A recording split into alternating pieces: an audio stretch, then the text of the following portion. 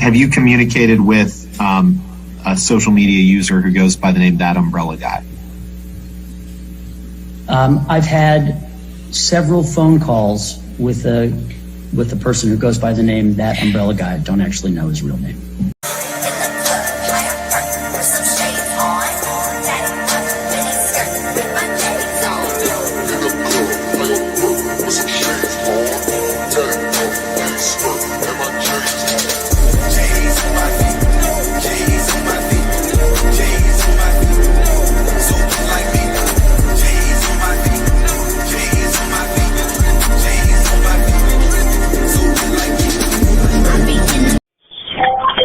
And unfortunately, every time I make a call, it becomes content for an idiot.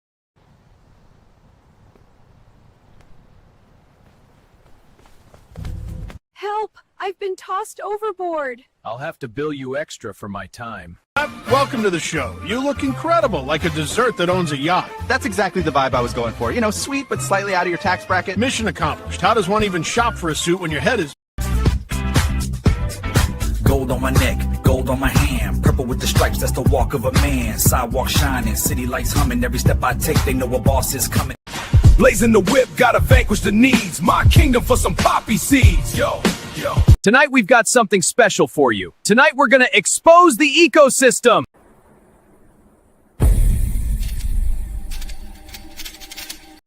Is that a poppy seed? You realize I'm your PO, right? Straight to booking. Was barking on the phone, all that tough talk threatened. Now you looking at the floor like judge, I'm just stressing. Police or zombie problems? Your tortoise won't stop breakdancing?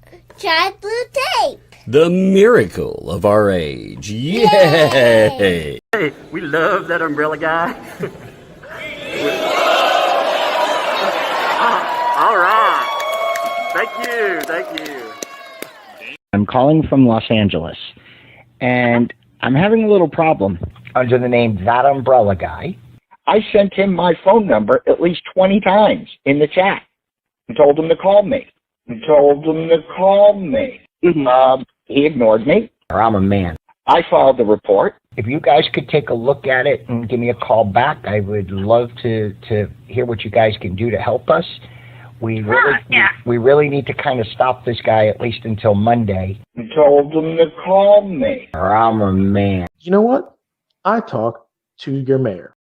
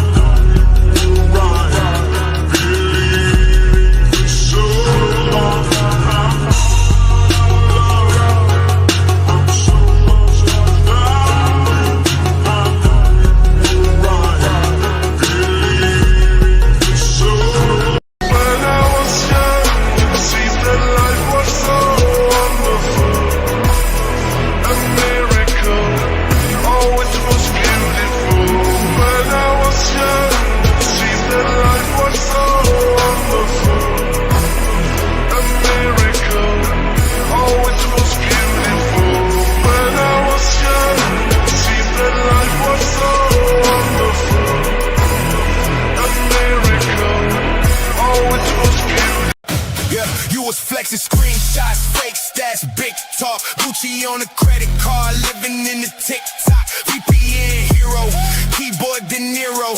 Whole team zeros, but you swear you some pharaoh. You so air in a jar, flip fast, get rich. DM full of victims, you just scroll and switch. You ain't built an empire. You fishing in the kiddie pool, playing with retirements, bragging like you really cool. Wow. Now you fumbled that bag. Every base hit, every time that you brag. Screens got receipts and the memo hit tag. That umbrella guy came swinging with the drag. You ran that scared, thought you never get tracked. Now your face looped up in the memo blast. Whole timeline laughing while you fall collapse. That umbrella guy just wrecked your ass. You an investment coach, but your math don't math. Turn trust into dust, turn cash into ash. You was laughing at the loss, every life that you drain. Now a clip on repeat shows your whole fate chain. He pulled dots, dropped dates, with the live stream chat say yikes. Every comment the crime scene, pause, zoom, play. Now the mask on crooked, you in shadow in the dark. You a clown caught looking. 56K, now you fumbled that bag. Heavy bass hit every time that you brag. Screens got receipts and the member hit tag. That umbrella guy came swinging with the drag. You ran that scam, thought you never get tracked. Now your face looped up in the meme on blast. Whole timeline laughing while you fold collapse. That umbrella guy just wrecked your ass. You was catch me if you can, now it's that's not me. But the voice, same laugh, same cheek, white tee. Thought the net forgets, now the net remembers. Turn the fraud into folklore, pin you like a member. 56, now you fumbled that bag. Heavy bass hit every time that you brag. Screens got receipts and the member hit tag. That umbrella guy came swinging with the drag. You ran that scam, thought you never get tracked. Now your face looped up in the meme all blast. Whole timeline laughing while you fold collapse. That umbrella guy just wrecked your ass.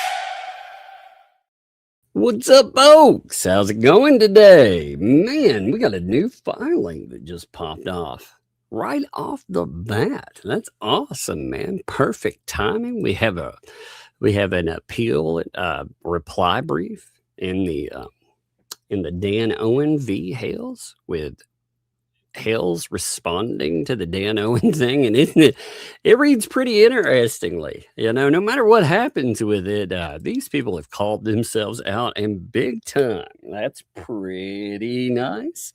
You also you have some fun stuff going on in the last few days too. Plus, of course, you got all the Lynette Preston crazy. Man, I didn't realize, like, maybe I can't decide if it's just how much stuff has happened over time or what, but man, there are some wild messages out there that I don't know. Either I mentally blocked or I'm not sure, but I've been going through those for, redacting a few things there. The Lindsay messages.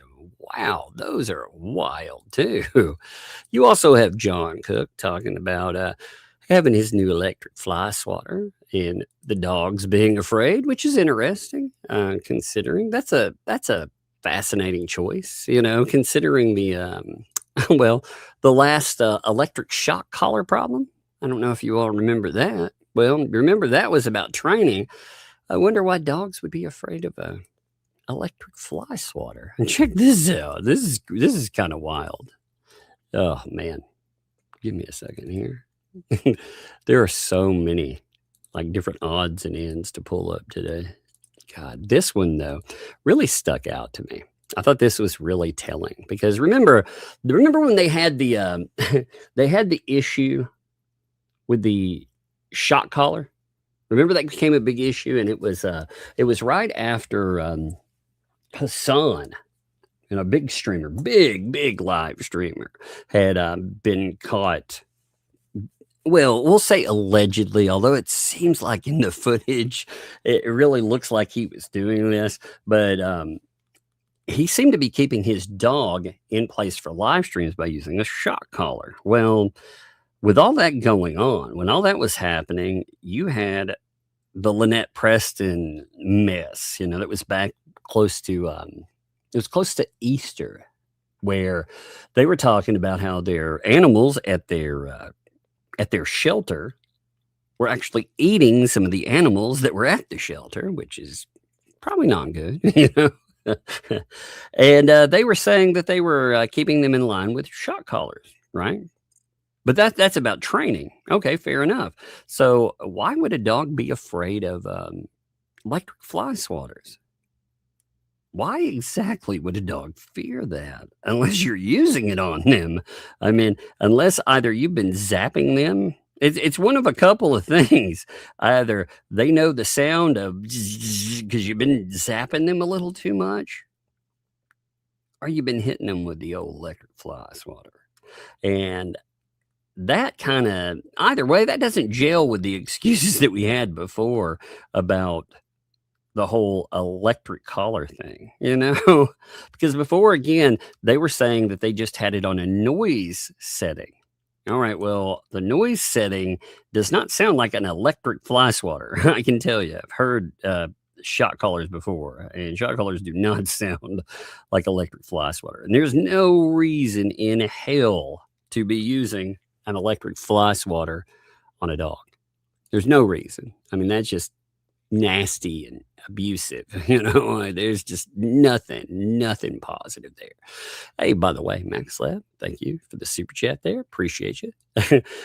Green Veggie, thanks for the 5. I saw this coming in earlier. I'm gonna try to catch people while we go through that way. If there's stuff, you know, we have our Sunday days. Yesterday, by the way, I am back because yesterday I had power issues and I just didn't want to fight with it. You know, it was just a solid pain in the butt last night.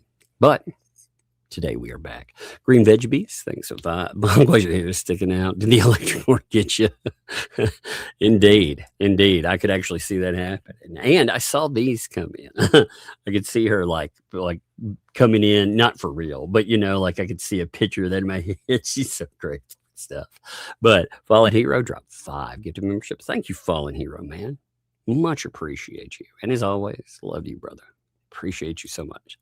And Emmy drops 10. We had 15 giftos fall right there. So all you folks that ended up with those, love to you know, very much. And thank you, Emmy. Thank you for that.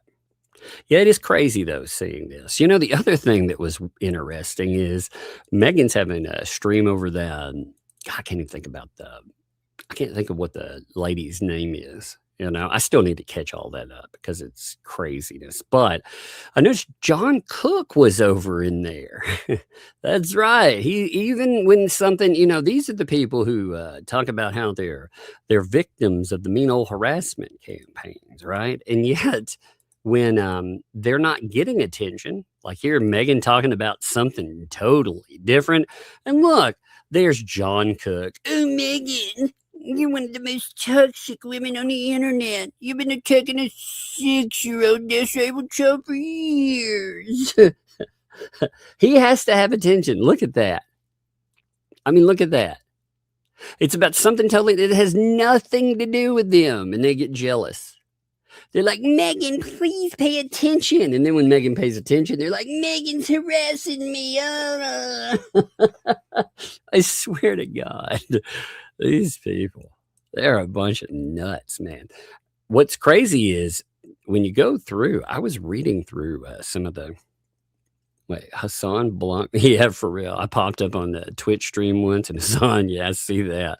Hassan, actually, he has blocked me on, God, I don't remember different things. You know, he's blocked me on so many different things. But yeah, I mean, like people said, you know, people have called out. It doesn't matter. See, John John thrives in the negativity. And there's nothing wrong with liking the negativity. The problem is that he wants to be a perpetual victim. And he's not. He absolutely is. You know, this is a guy that talked about feeding someone to alligators and talked about getting his criminal friends to do terrible things to people. I mean, you know, this is not a victim in any way, shape, or form. And yet. So, by the way, I had some news the other day. I'm going to hype this every time we go live until next Friday. So next Friday, big here, we will be talking to Miss Ashley, the stepdaughter of one Lynette Preston. Now, what's interesting is that Lynette Preston has apparently, you know, she's been threatening. If you haven't kept up with this, I'm going to show you a couple of emails. But one of the things that's kind of telling about this is Lynette Preston has actually been threatening her for quite some time. Now, we have, give me a second here. We have her talking about suing her, for example, for quite some time. This is back in 2024 because she was saying that she was going to find Ashley's address. She was going to serve paperwork because, you know, blah, blah, blah, the same stuff. So she's actually been saying the same things that she's come back with. She's been harassing her for years. What's wild in those Lindsay things, she talks about the essay that occurred back when, and it's very graphic. One of the more disturbing things that I saw coming out of Lynette Preston's mouth with that, or out of her keys, as it were, is she's talking about this guy and him, let's just say, offending on kids. Okay, I'm going to spare you the gruesome details. There's a point why I'm bringing this up. She said that this stuff was brought up to the authorities, that the guy was counseled by a pastor, and it got okay for a few weeks, and then did it again. And the first thing I thought is, what in the hell are you talking about? Counseled? For what? For that? And you're okay with that? You've got to be kidding me. I mean, her own. There's some pretty graphic texts. Pretty damn graphic ones. And, God.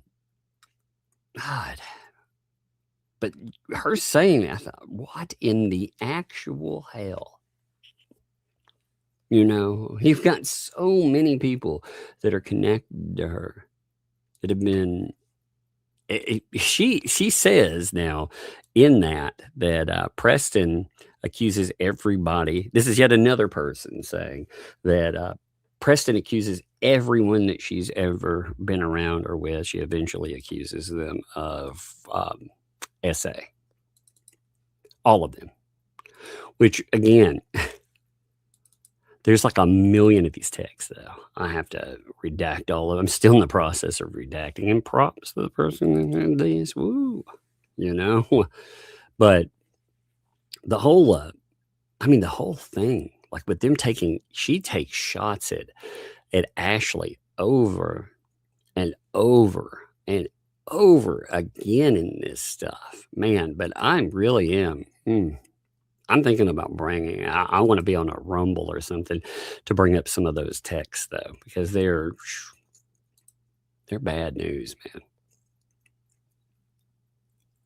Give me a second. I'm looking for that one part where she talks about that. It's so horrible. So much of it is horrible. And in there too, there's yet another person talking about how terrible John is. And what's funny is, or not funny, what's ironic, I suppose, is that Lynette Preston's right in there talking about how, I can't leave John because, the property and this and that. But it's yet another person talking about how terrible he is too. You know? I mean, you've got this, since instead of fixing things, though, those videos with Ashley, she's been trying to take them down for almost 2 years. 2 years. Give me 1 second. I'm pulling this up here. She's actually been trying for 2 years to take those videos down because she was saying that Ashley, with her YouTube debut, she screwed up. But yeah, people are going to know who she really is. She's talking about vindictiveness, and again, the same thing with, I'm sure, getting court papers, juvenile court papers unsealed. That's what she's been threatening. But this is from 2024, where she's telling you she's working to remove it all. So she has been working for 2 straight years in doing that. And it tells you that she has not backed off of the subject. In fact, remember, as we go over this today, give me 1 second here. Remember that she circled back to her recently. That's really what kicked all of this up again. It was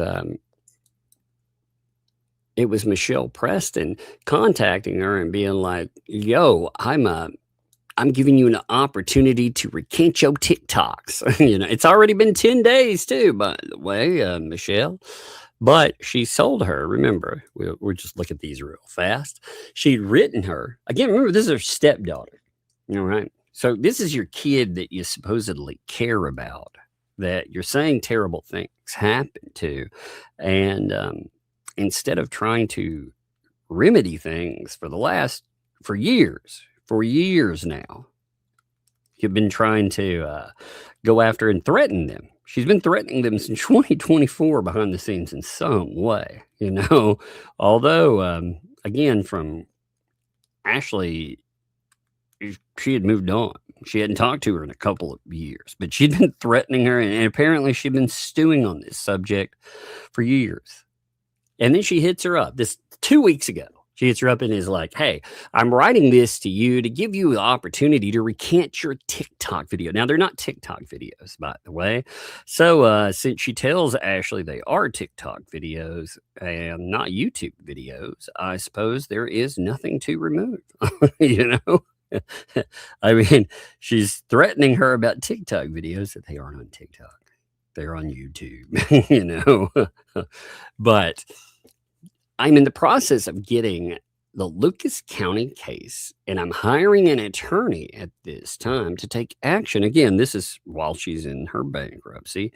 She can't do anything. She has no money, but she's quote unquote hiring an attorney. The only kind of attorneys you could get to aid you in attacking your own family, God, I don't even know if the scummy people that are surround you now would help you out with that, because that cannot be good optics. You know, that is the worst type of optic right there. Now, again, I'm not so sure some of these people care about optics after some of the stuff I've seen them do, but you never know. You never know. But she said, I am hiring an attorney to take action against not only you, but all of those who are slandering me and lying about me and destroying my life for no better reason than Jeremy Hale's YouTube fame and fortune. You know, without a doubt, that's the thing. As you've said on TikTok, are absolute lies, and I have proof of those facts. I'm no longer letting these things go. I'm taking action, taking back my reputation as a mother and stepmother and a friend and a human being. As a friend, by the way, can you imagine writing someone this and being like, I'm taking back my reputation as a friend?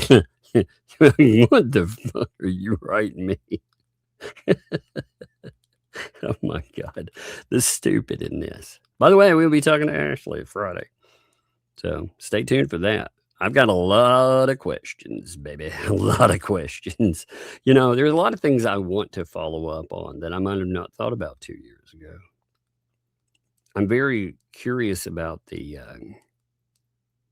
just really about hearing about how things were, but also, you know, when somebody's moved on, that if they put other things in their head and these people come back, you're dealing with a different person. So I'm curious about that. But she said she's going to give her, she's sending out a cease and desist, which I'm sure we would have seen if there was a cease and desist by now. And she give her 10 days. 10 days to recant or else, you know. And let's just say it hasn't been just 10 days. So then she followed that up. She followed those up with a set of messages too, telling her that on the 23rd, that she would be sending a cease and desist, which, give me a second here. Try to pull that sucker up too. There it is. I'll be sending a cease and desist. I've contacted my attorney, Mr. Ed Bull, and have requested his help in this matter. My previous attorney. Now, the only Ed Bull I could find, by the way, was somebody that is actually working for the state now. And yeah, I don't think them, if they actually did give you juvenile records, you talk about some bad PR. Oh, baby. Oh, baby, that would be really, really bad. Oh, yeah, let them try to get some juvenile records there. I don't think they'll do that. But she was told, and again, the answers that she keeps getting with this is to go away or else I will file harassment charges. You know, she gets answers like this each time. And as I myself told you and my husband told you, do not contact myself or my family again. You've been told many times. If you continue to do so, I will place a no contact order against you and or file harassment charges against you. Have the day you deserve. I like that, actually. Have the day you deserve. Indeed. You know, puts the onus back on them. And yeah, I like how that can be read. I'm sure I know how she would read it, but it reads exactly like, exactly like it should. If you deserve a good day, we'll have one. But if not, I mean, there's a bunch. She blames again. She's been going after her. And not only that, look, I want to read you part of a message just to tell you. This is so manipulative. All right. Because this is the way that she writes. She at first she blames Ashley. I don't want to put all this on my screen, okay? But I'm going to show you. This is her with those letters to Lindsay, where she was talking about, you know, I'm going to make Ashley pay for putting this in your head. I'm going to make her pay. All right. Then she goes on one of those manipulative tears. Listen to what she says. I don't want to put this on my screen just because it'll probably get flagged. So she says, how about this? I will find a home for HG and I will just myself. That way I can pay for what happened to you. I'm just kidding. I give up. I'm done effing trying to even have a life with anyone. I am done. I'm done. I'm so effing done. I will give her up. I will find an effing home for her and I will give her up and I will just effing, I don't know, go to jail or myself. That is some manipulative shit. Very manipulative shit. That's the kind of stuff, though, that people get sent with. I mean, again, I've been going through just piles and piles of these freaking messages. And again, I have to redact the numbers off of them. And some of the stuff, it was so spicy on there. But I mean, there is a lot of them. But I mean, that is so manipulative. And when people, you know, again, you're talking to someone,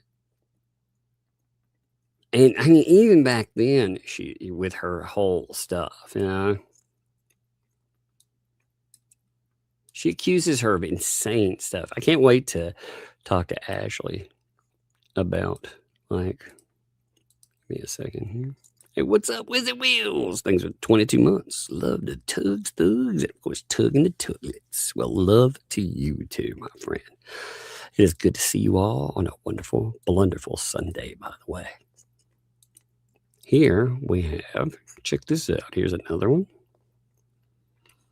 See, she's like, I spoiled Ashley freaking rotten in Hale, and Hale's whole world's going to hear what she did to the dog. 2 dogs. Killing baby ducks. Killing iguanas. I wonder how she'll like it. I'm like, wait, 2 dogs? Isn't that what you were blamed with? And isn't that what they tried to attach to Jeremy? Is that yet another one of their tactical things too? Is it a go-to? I mean, there's some bitter irony in somebody saying that they're going to tell the world that somebody else did that. When again, you know, you had Shara note, hey, you shouldn't be threatening to off a couple of dogs about Lynette, you know, back when. And then, it's just so weird, man. There's more though. But I mean, this is just the stuff with her. When she mentions Ashley, you know, and she also, she was talking about her,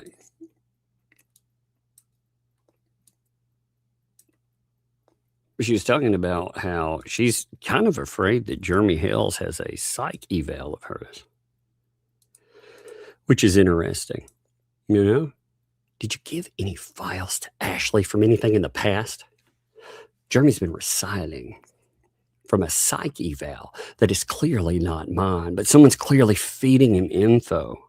My attorney will find out all, and I pity those involved. Oh, you're talking about that court doc that was just laying around online. Yeah.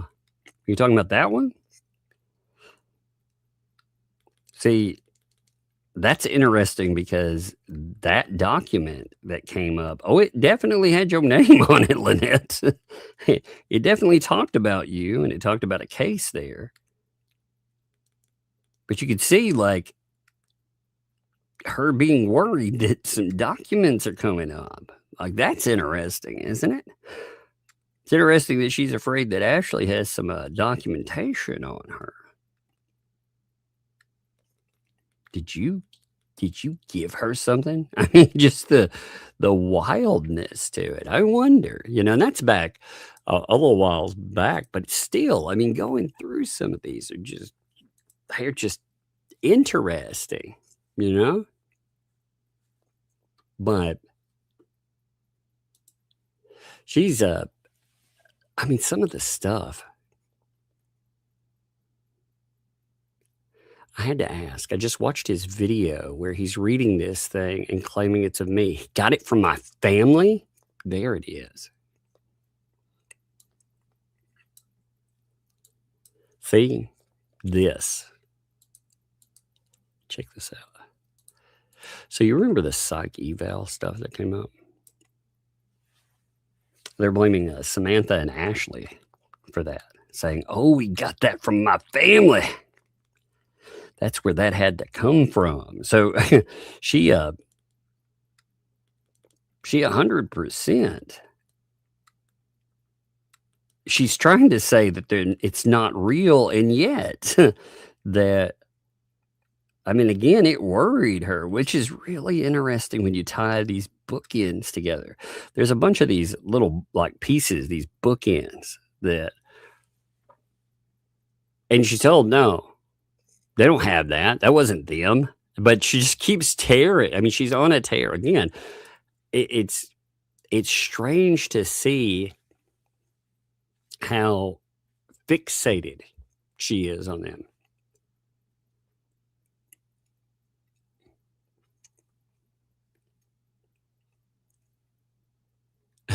She also, look. Check this out, too.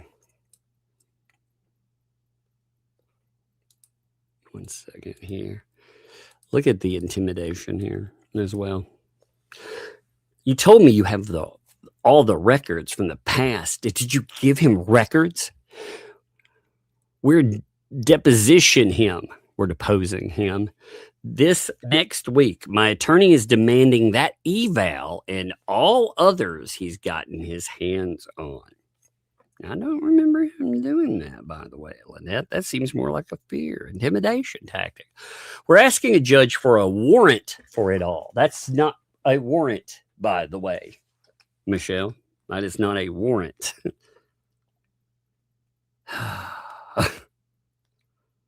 Discovery is not a warrant. Oh, my God. She thinks this is a criminal action. Actually, I don't think she thinks that. What I think is it's the wording that intimidates people. They're going to have a warrant with something that's attached to you. Oh, you better be afraid. You better be afraid. It's just crazy, like I said, to read some of this stuff.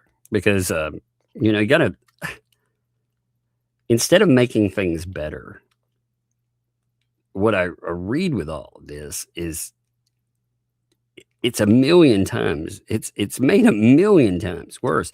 And no, that documentation, Lynette, it's just out there in the public eye. There's specific documents that just are sitting there. They were findable. Which that's kind of weird, isn't it? But no, nobody surrendered those.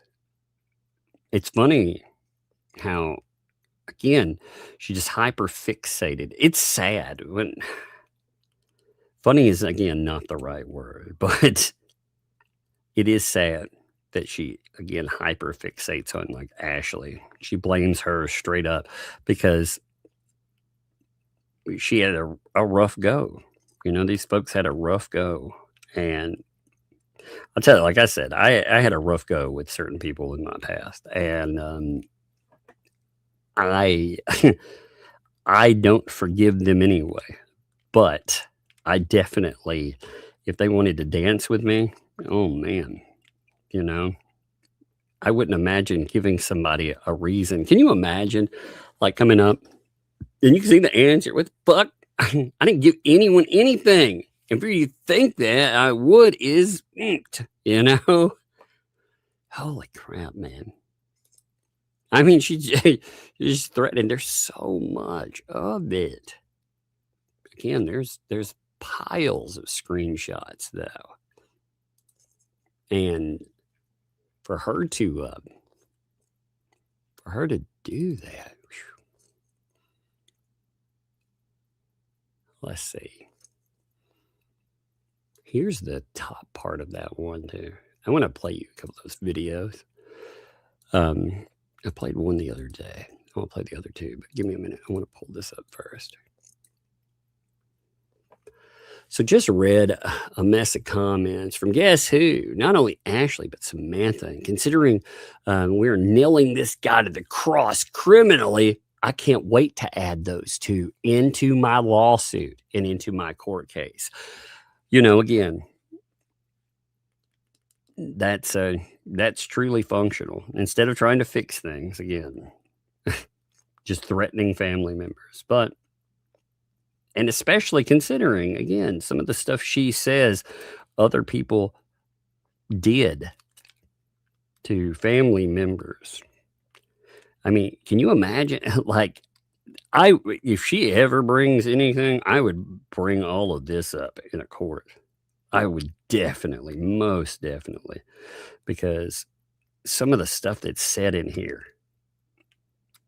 I mean, she does realize all of this would come up with, like, when she talks about, like, taking Hales to court, you know, like, this does not make a person look good. And I'm not just talking about threats. I'm talking about the stuff that she says happened on her watch. She's like, I'll never be able to make that back. No, you won't. And they won't consider you their friend either. That's how that works, you know?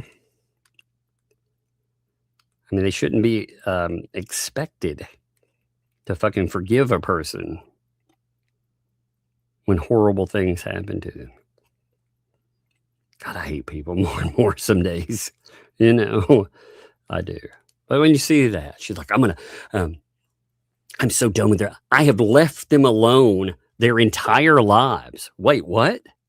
I've left them alone their entire... Are you counting when you were supposed to be taking care of them? That's actually not a good thing. You know? I've left them alone their entire lives. That might not be the defense you think it is. Perhaps. Wow. Yeah, those kids, I've left them alone their entire lives. Only to have them do this BS continually. What the F is wrong with them? They got nothing better to do in their miserable effing lives. Remember, this is a person who doesn't curse, by the way. You know?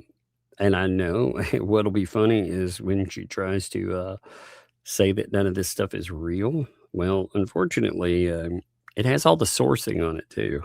I'm just making redacted copies for myself. But it also notes who and where it came from, Lynette. So denial won't be the easiest thing in the world. I realize she'll deny publicly with a lot of this stuff, but you know, public denial is one thing. Selling it to an army of idiots that apparently don't pay attention to what she said happened to people, kids on her watch. And again, don't contact anybody that's associated with this. Don't contact any authorities or anything. Just noting, you know, it's just, interesting, like how many bad things have apparently, according to her own mouth, have happened. You know, she's accused, as they note in this, she eventually accuses everyone of SA. Everyone that she's around, every man that she gets involved with, they get accused of SA. So let me see if I can find that real quick. I'm looking for that. I mean, what you talked about, if she had been married 6 times, she has 2 bio kids, 5 step kids. None of them speak to her or want to. None of them. They also talked about John. Said John is a drunk. He's dangerous. They both have a permit to carry, and they should not. They are mentally unstable, should not be allowed to own pews, you know? This is some awful statement here.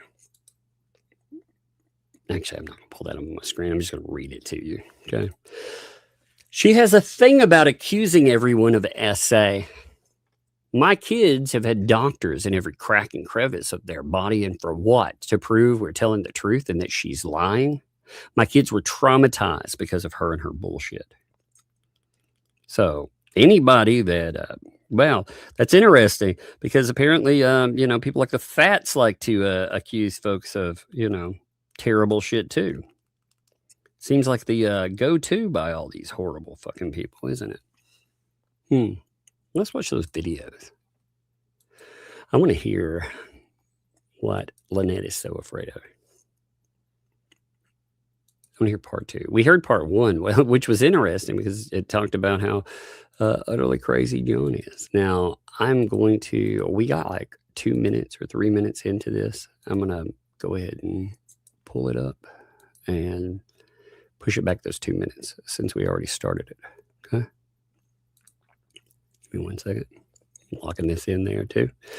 Oh, hey, Wheezy Wills, thank you for the gifted membership too. Appreciate that. Thank you very much. And Ninja Bubby, thank you for the 22 months. Love you, Tuck. Well, hey, love return to you. Appreciate you, my friend. All you folks out there, enjoy the content. By the way, consider ye old breadsticks. That's right. Ye old breadsticks are crunchy. They're crunchy and good. That's dumb. No, but if you enjoy the content, consider ye old breadsticks. Man, I can't believe there's another filing today, too. Stacking them up. That stuff never ends. Here we go. Let's check that. Oh, I need some.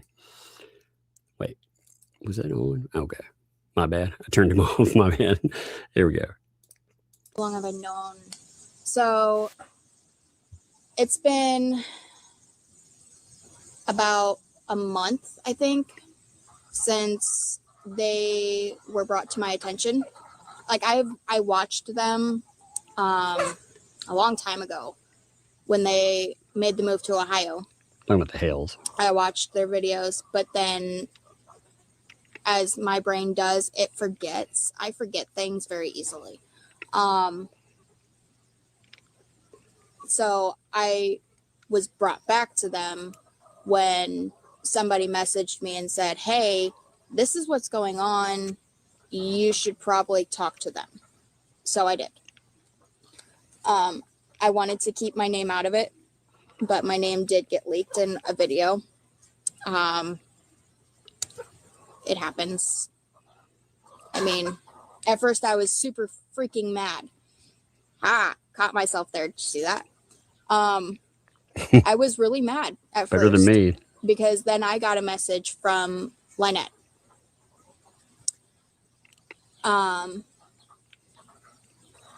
Both me and my sister did. And that is exactly what I did not want. I did not want her to be contacting me. But she did, and made all her usual threats and blah, blah, blah, and yada, yada, and oh, you guys are lying. I can't believe you're lying. I'm going to prove all of your lies, and blah, blah, blah, blah, blah. You know, it never fucking ends with her. See, that right there.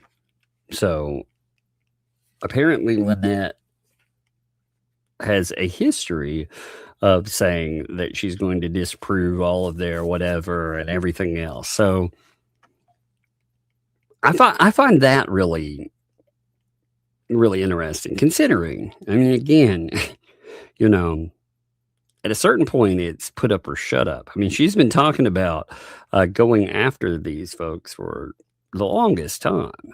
And again, I will make it clear that if she does, they will definitely, most definitely not stand alone.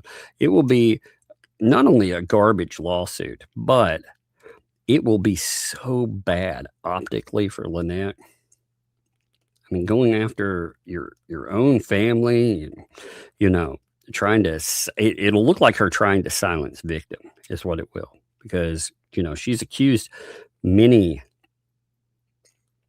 people of terrible things. So obviously the people should be going after, well, they would be the victims of folks that did those terrible things. So Freaking sorry. Anyways, yeah, I've only been talking to them personally for about a month.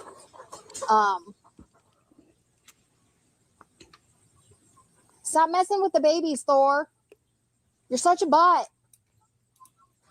I have one chicken that's really super duper mean. Yeah. And that's what I said. I was like, you know, it happens. Hi, Bubby. Every time I hear that, I think it's my phone. So I don't know when it all changed from her being the brush your hair, paint your nails type of mom to the yelling and the screaming and the hitting type of mom. I don't remember when that changed. That, again, I noted this, like I said, we had to go in right at, I think it was 3 minutes is what it was going back. But that statement stuck with me because it wasn't just the yelling, the hitting type. That is, that's not a mother. You know, I realize that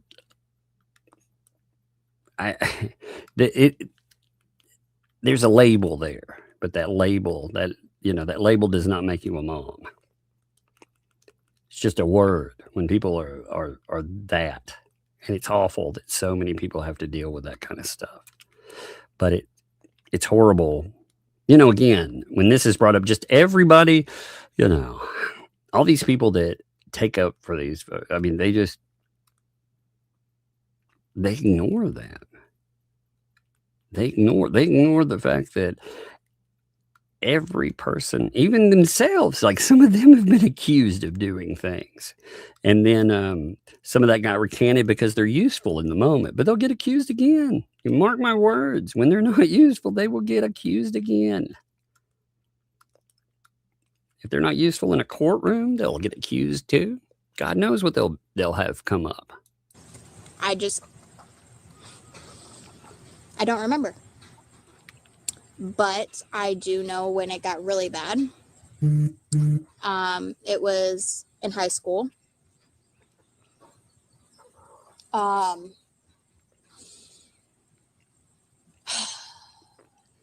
mean, I would go to school with bruises on me all the time. Not a big difference from the usual. I was able to hide them. That's awful.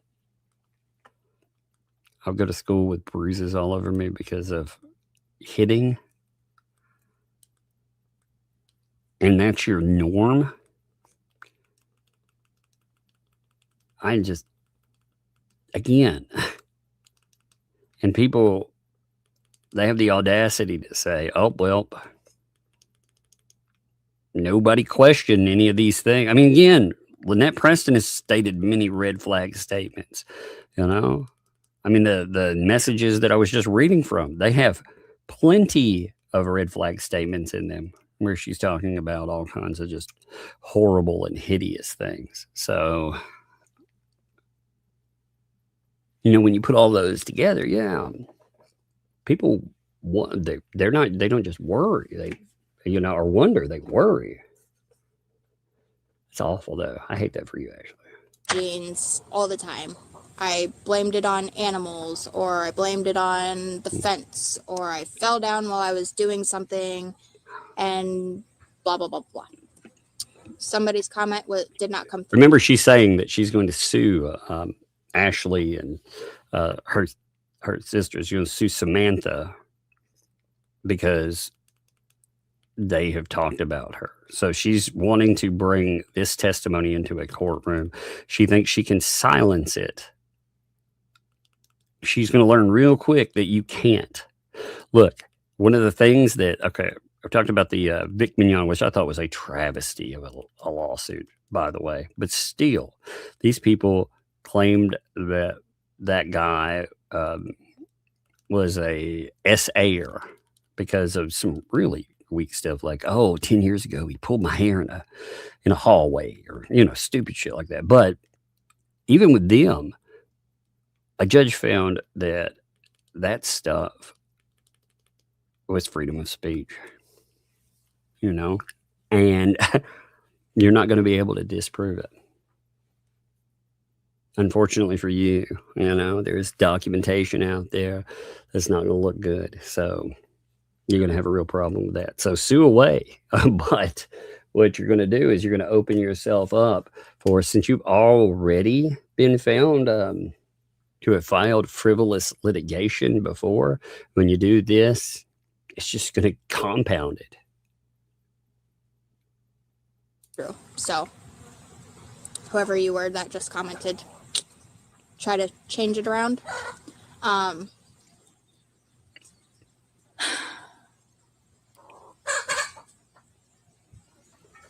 But yeah, I would, I'd go to school with bruises on me, and I'd just tell my friends, tell whoever what was going on.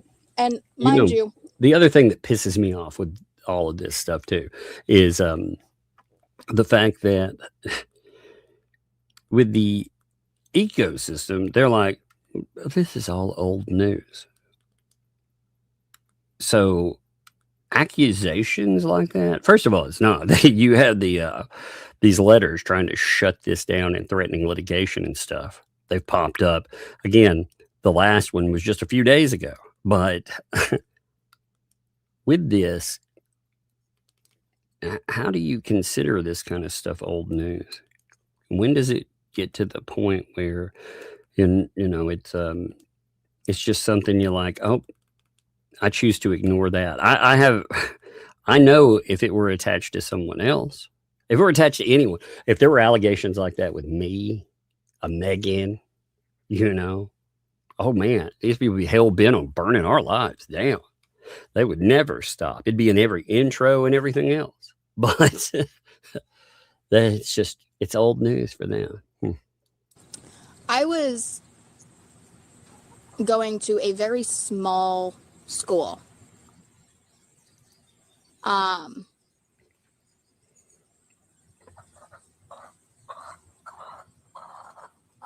Wrapped around her finger. Yeah, I didn't see that. My dad and her were only together till I was 8, I think. Who sent you my TikTok? Excuse you, ma'am. Get down. You're not getting out. She's legit trying to climb the cage. Oh, yay. Lynette has sent my TikTok out to people. Goody. Good for her. So, see, she's, again, stalking.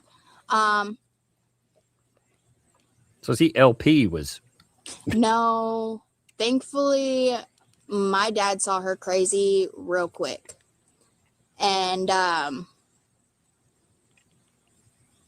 yeah. They were only married a couple of years, if I remember correctly. We were actually living in Florida And I remember faintly remember her waking me and my sister up and putting us in the car and telling us we were leaving. And we left. And I don't remember where we went after that. But basically stole me from my father, from my dad. So yeah, and kept me from him. Hey,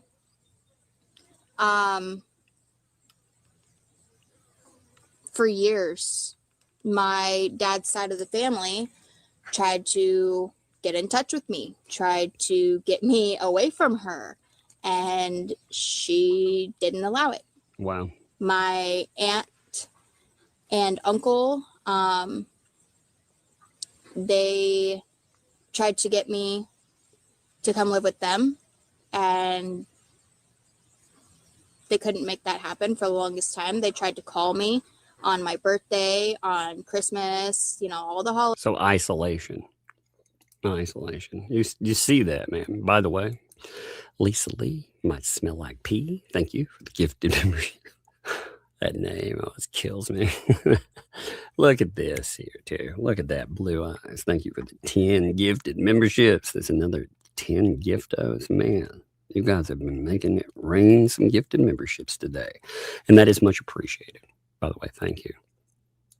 And Debbie, thanks for the 10. 1 year ago, today was my golden winning number. That's awesome. That is awesome there. My eyes were purple due to a tumble in my pond. That's when I had not gone out to eat, so I gifted myself. It became a Tug's thug. 51 years with him and one with Walt. That is awesome. That is first of all, thank you for the year. But man, 51 years. That's beautiful, Happy anniversary to you. I love stories like that. I love hearing about about people finding someone and being there with them. My grandparents had right on 70, almost 70 years together. It was crazy. They were, it's just so rare to see. And when it happens, man, blessed there. So love to you and yours. And I'm glad to have you here too. And don't be falling in ponds. I fell in a few myself, so it's all good. Holidays. No, she did not adopt me. She tried as an adult. She tried to do an adult adoption for me. And, me being one of those people, I'm a people pleaser. And, she was my mom, whatever. I was like, oh, yeah, sure. What does it matter? But I was so striving to have that motherly connection with her, with anyone, that I was willing to do anything to please her. I was that happens a lot. Literally willing to do anything. Even after her other daughters stopped talking to her and, kicked her out of their lives, I was the only one there. And she still made me feel like I was not good enough. And that was my whole life. I was never good enough. So the thing with my dad is he had child support issues. And she would call and tell them where he was, and he would be paying on it, but by the time that he, had been paying it, it racked up. So they put him in jail. which is so stupid to me. I do not understand that. I don't understand the child support system. Like, it blows my mind. Why are you going to put somebody in jail for not paying when they're trying to work to pay it? If they're in jail, they can't freaking pay it. Anyways, whole nother subject. So my dad would let me stay with her because he didn't want to go to jail. He wanted to keep, doing his stuff. He wanted to keep paying and trying to get that stuff rectified. Exactly. Can't pay child support if you're in jail. Duh. But I don't know why they thought of that. Anyways, that, and she is so very good at brainwashing.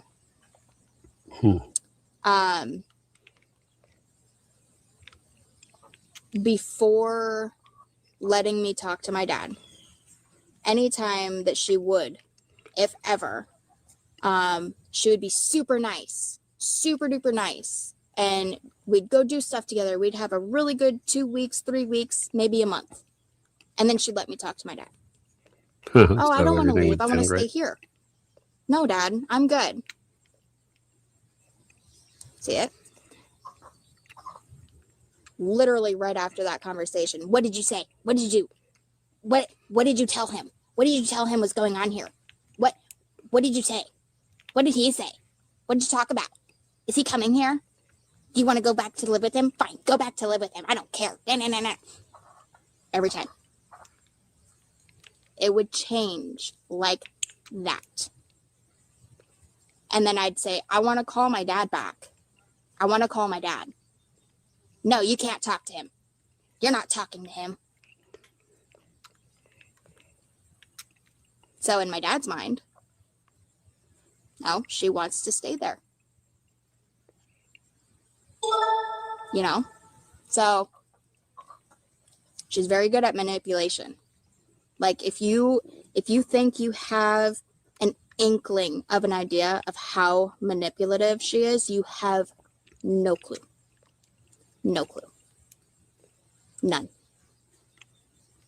And all these little lies that she weaves, she practices, she says the same thing to many different people so that she can weave that web through this group of people, and then they're going to weave that web through this group of people. So if it gets off just a little bit, she blames it on, oh, well, they misheard me.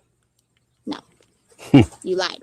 Well, we've heard that before. You told this person one thing, you told this person another. We've actually heard that before. And, we've heard that scenario pop up. So it's interesting to hear somebody that was outside of all of this saying, yeah, that's how it works. She'll tell a group of people this, she'll tell a group of people that. It's kind of wild. Good thing. They lied. Because you lied. Anyway. Master manipulator. So in high school, get back to that. It got really bad. I was hiding bruises. Came home one day. I don't remember what we got in a fight about. By the way, I'm trying to catch everybody that comes in there. Emmy? Sorry, Deb. I forgot to pull your thing off the screen. It's still... I love that. Like I said, I absolutely do. Emmy, thank you for the 17 months there. Thank you, Emmy.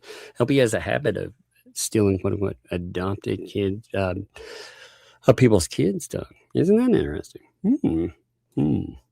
Well, it's interesting. I like hearing from people that are in these systems, in this with her, because when you hear them, that, again, how many people have to say the same things before folks are like, well, maybe there is a problem. How many people have to push you out of their lives and this and that before, and again, her answer to that is, I'm going to silence everyone that says that. Well, that doesn't make it less true. All I know is that she was super mad.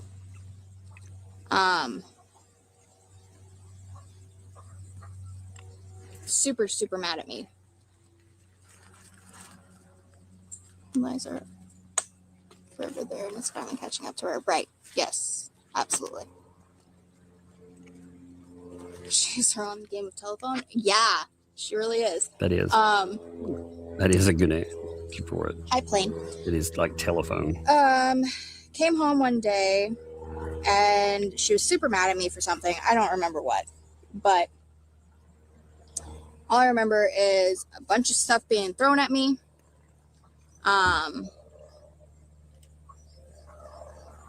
I think I laughed at her because I get mad. When I get really mad, I laugh. Like when I'm fuming, I laugh. So I laughed because I was so mad. Thanks, Sam. Love your face. And I think at that point is when she lost it.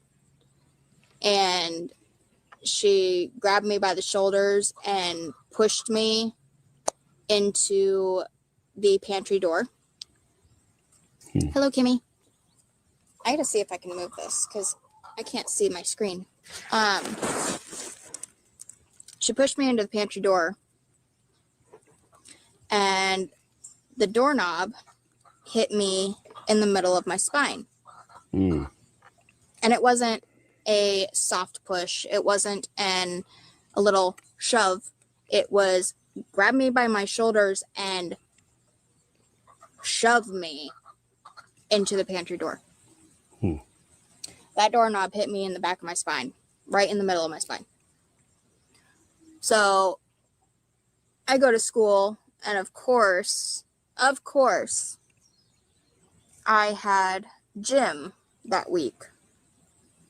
And as everyone knows, in high school gym, what do you have to do? You have to change in front of all these other girls. It's called dressing out. Before you can go out to gym. You have to change into your gym clothes. So I'm sitting there, I'm changing, and one of my friends gets a look at my back. And she said, "Oh my God, Ashley, what happened to your back?" I said, "What do you mean?" She's like, "You have a softball-sized bruise on your spine, on your back, like this big. What happened?" "Oh, I don't know. I think I ran into something." She's like, No. You did not do that to yourself. There's no way that mark came from something you did. And she looked at my arms and saw handprint bruises on my arms. Hey, welcome everybody. It's popping in. I am not a listening believer. I don't just randomly believe people on their stories, but you can tell things about people. You can listen to how they tell something. You can also listen to, you can read people. You can absolutely read people. And I do believe her. I absolutely do. I believe her because it's not just believing her on one story. Again, I'm very careful in who or what I believe, because there are a lot of people out there, that they're not believable. But when you look at the history of this person they're talking about, you look at all the stuff, the accusations, you look at the person, you look at who they're talking about versus when the other person, you look at how much again, I absolutely know Lynette Preston is a liar. I know that for a fact because I have experienced it myself. And she lies about anything. Again, she will lie about anything. So if she will lie about small things, she will certainly lie about large things. But there's so much. And Lynette, Lynette has done her damnedest to silence people when they've stepped up and started to talk about things.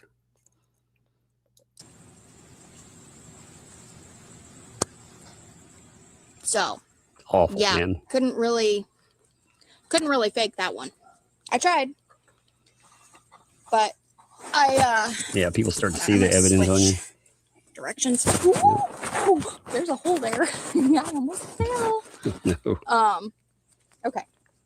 Switch this around. Sorry. That probably made you a little bit dizzy. Okay. Now the sun's not shining on my phone. I can actually see it. So I finally broke, and I told my friend what was going on, what happened. Told her not to say anything, that it would only make it worse. Sure enough, she decided to ignore me, and she went to the school counselor, who then called me in, who then called her in.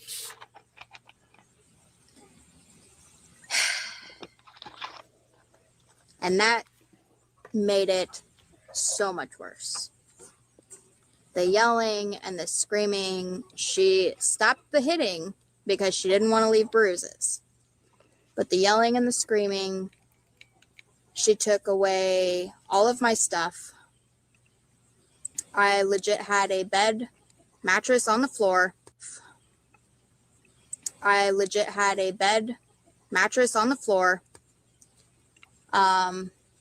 With a blanket and my clothes.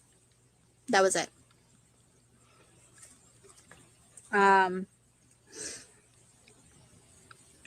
They put me in group counseling.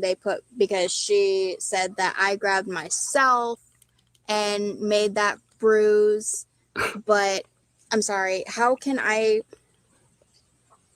The thumbprint was over here. How am I going to make that right here? Right here. Thumbprint was right here. How am I? No. How am I going to make that mark? And I tried explaining that to the counselors, to the in-home worker, which we met at Subway, and she was mad, like super mad, while we were sitting in Subway. And as soon as he showed up, complete turnaround. And Manipulators manipulate, man. Is my picture still froze? If so, I may need to move closer to the house.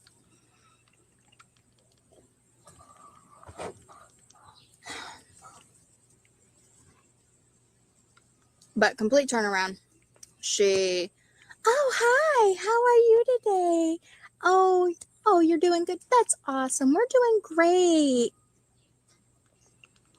Meanwhile, not 5 seconds earlier, I can't fucking believe you. Yeah. Can you still see me? Can you hear me?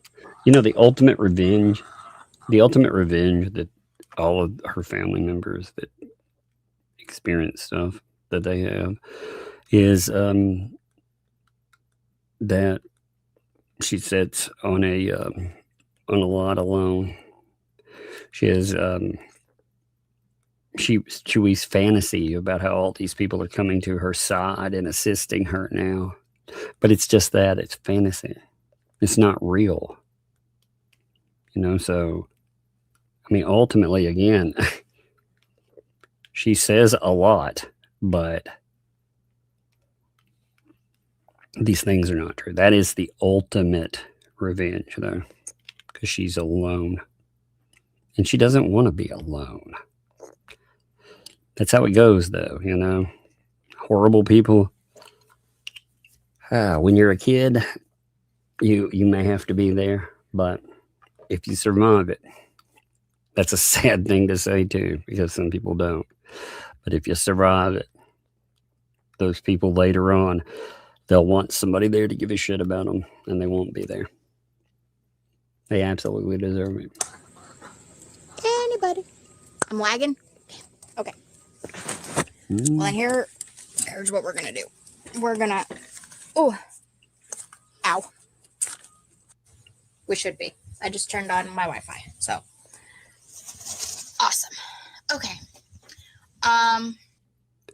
Heck yeah. And by the way, I saw the mail. Thanks for the 27 months. Ashley, one heck of a lady. Keep doing what you do. I see you and how strong you are. Keep smiling. Much respect and love to you. Indeed. And like I said, she will be on this Friday. So I think with time and clarity, I think there's probably a lot that, you know, that we didn't know to ask back when. 2 years ago, a lot of things did not happen. You know, we were in the midst of a bunch of stuff going on, sure, but we were just learning certain things. So we didn't know what we might want to ask. And now I really want to ask questions. You know, one of the things that I didn't think about asking before were questions about John Cook. I mean, she mentioned John Cook in that first video. And I didn't think about bringing him up because she talked about how crazy he is. And I thought that was really interesting. You know, again, these folks, more than anything, they don't just know about Lynette Preston. They know about all these people, at least to varying degrees. And like I said, I didn't even think about bringing that up back when.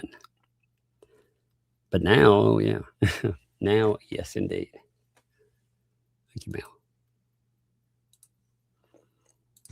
What did everybody hear and not hear? Because I don't know when. Remember, all this was a live stream. That's why. I've got chicky poop on my bench. Oh, geez. You're from Northeast. It's hot today. Ugh. Thought it was supposed to rain today. I swear, the weather has no idea what it's doing this week.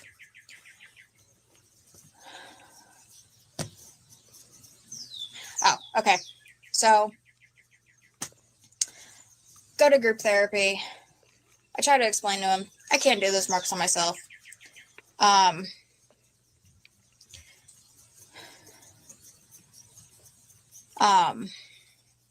Nobody listens to me. That happens a lot. We meet the in-home worker at Subway, and before he gets there, she's yelling and screaming at me, calling me all sorts of names in the book. Look, I've had a lot. And then he gets there. I've had a lot of time talking to state workers, especially, and they have, okay, in like private for case management or care management, as they call it now, you would have, most companies would max out at 30 something cases, right? Not the state. The state, they may impose some kind of, I mean, they're supposed to have a certain number, but that can be deviated from if they are short-staffed. So what you find out is that a lot of these state workers, they'll have where you might have 30, and again, that's a high load of clients to have in a month, right? 30 on your thing. Well, they may have double that. I knew a guy that because they couldn't keep people in Tennessee on him. Now, he could not meet with them all, but I mean, I hate to say thankfully this way, because it's not thankful if somebody doesn't meet, but you have cancellations. You know, it's part of the way things happen with the state. You know, there are people that let's just say not in the best situations or not the most diligent. You know, there's mixtures there, but he had almost what, 80 something? I can't remember the number. It was something ridiculous. I think it was something almost like 87 potentials that he had to check off every month. And you got to remember, that's not just one meeting. Some of them, depending on their needs, you might have to meet with them multiple times. So, it's impossible. And what happens there is that you don't spend enough time. You don't get to know not just the client, but the people around said client. So you don't recognize manipulation, and you don't recognize the ugly as much as you should. That happens a lot. And I mean, it's sad. It is absolutely sad because a lot of kids, again, they're not believed. Now, I think there's better training these days too. Again, I don't necessarily think the workers are the problem. Sometimes I think you just have a whole system that's rife with problems, so I try to be careful in saying that, because I'm not trying to say that workers don't care, but how can they, really do their job adequately? And again, imagine trying to assist 80 freaking people or 50, imagine trying to do that in a month.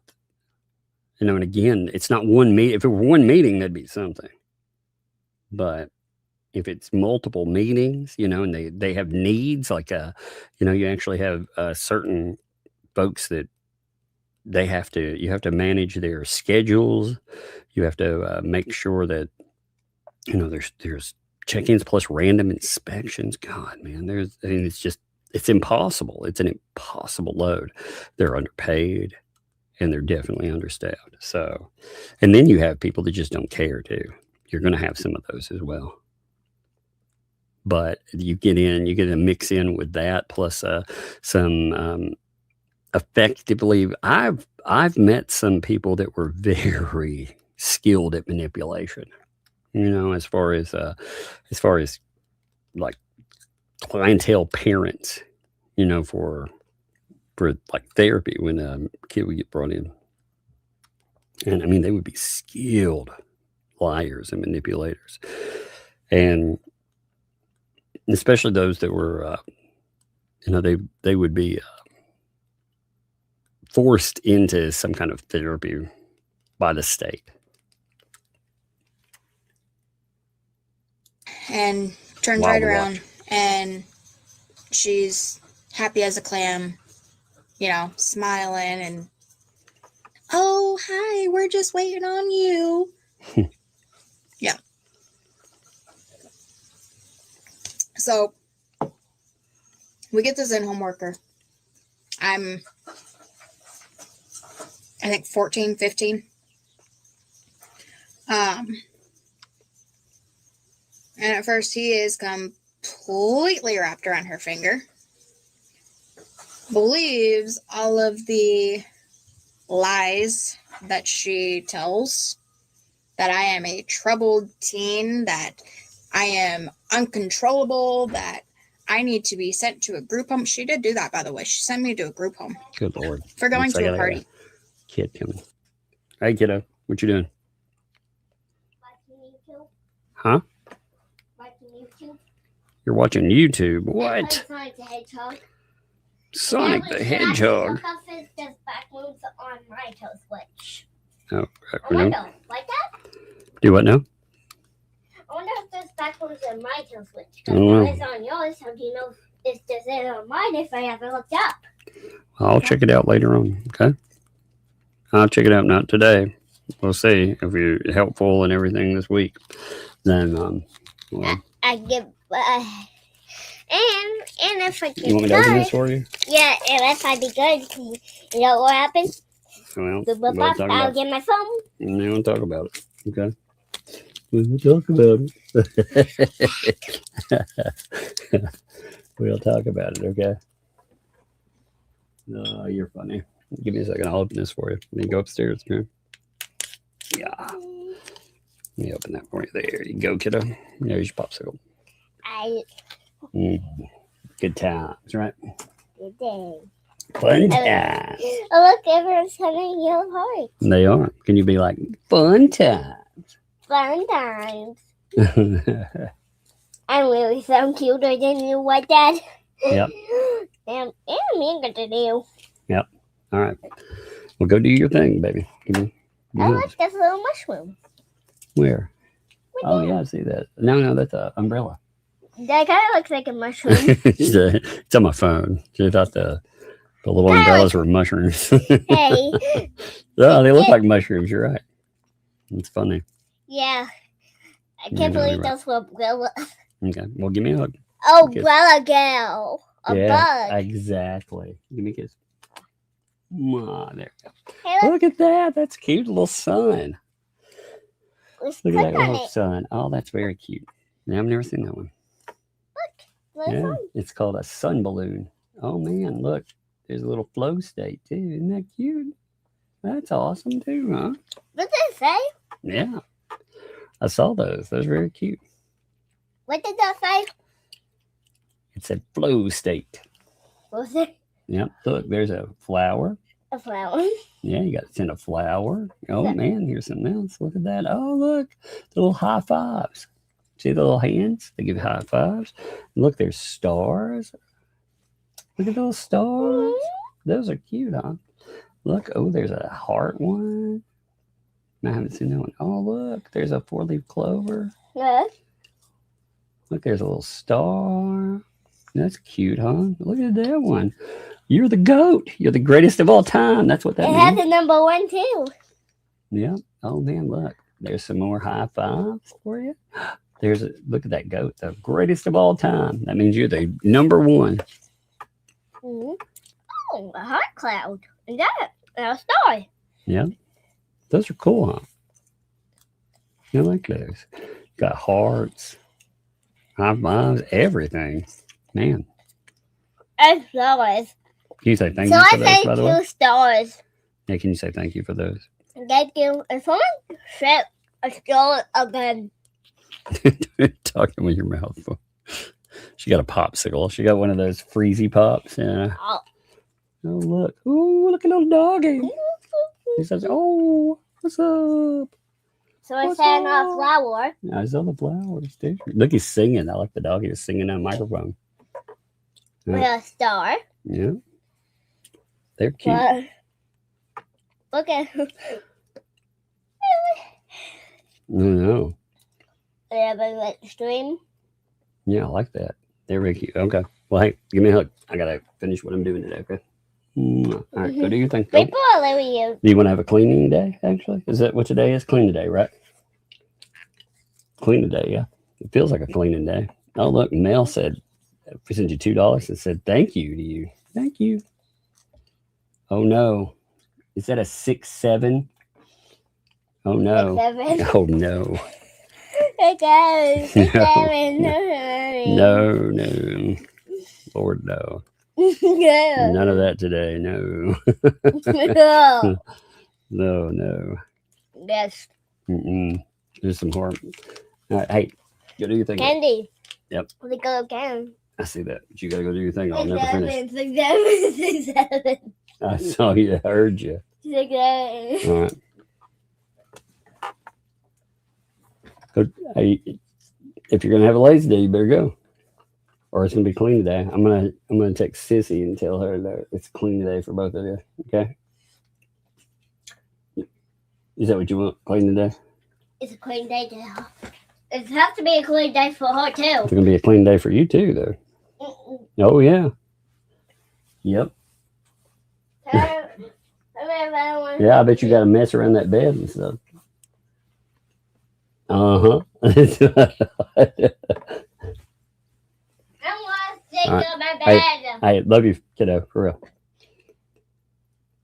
Love you. I want to snake on my bed. Yep. Hey, tell someone that we found a snake down here one I day. did tell him about the snake. You did? I did. Close my door, okay? Okay, say bye. I love you. All right. Let me give her a second. All right. Door closed. She's so funny. Anyways, that I am such a horrible, horrible teenager that, you know, yeah. So, tells him pretty much I'm the problem. He believes it. Of course. Which, she's very good at manipulation, so,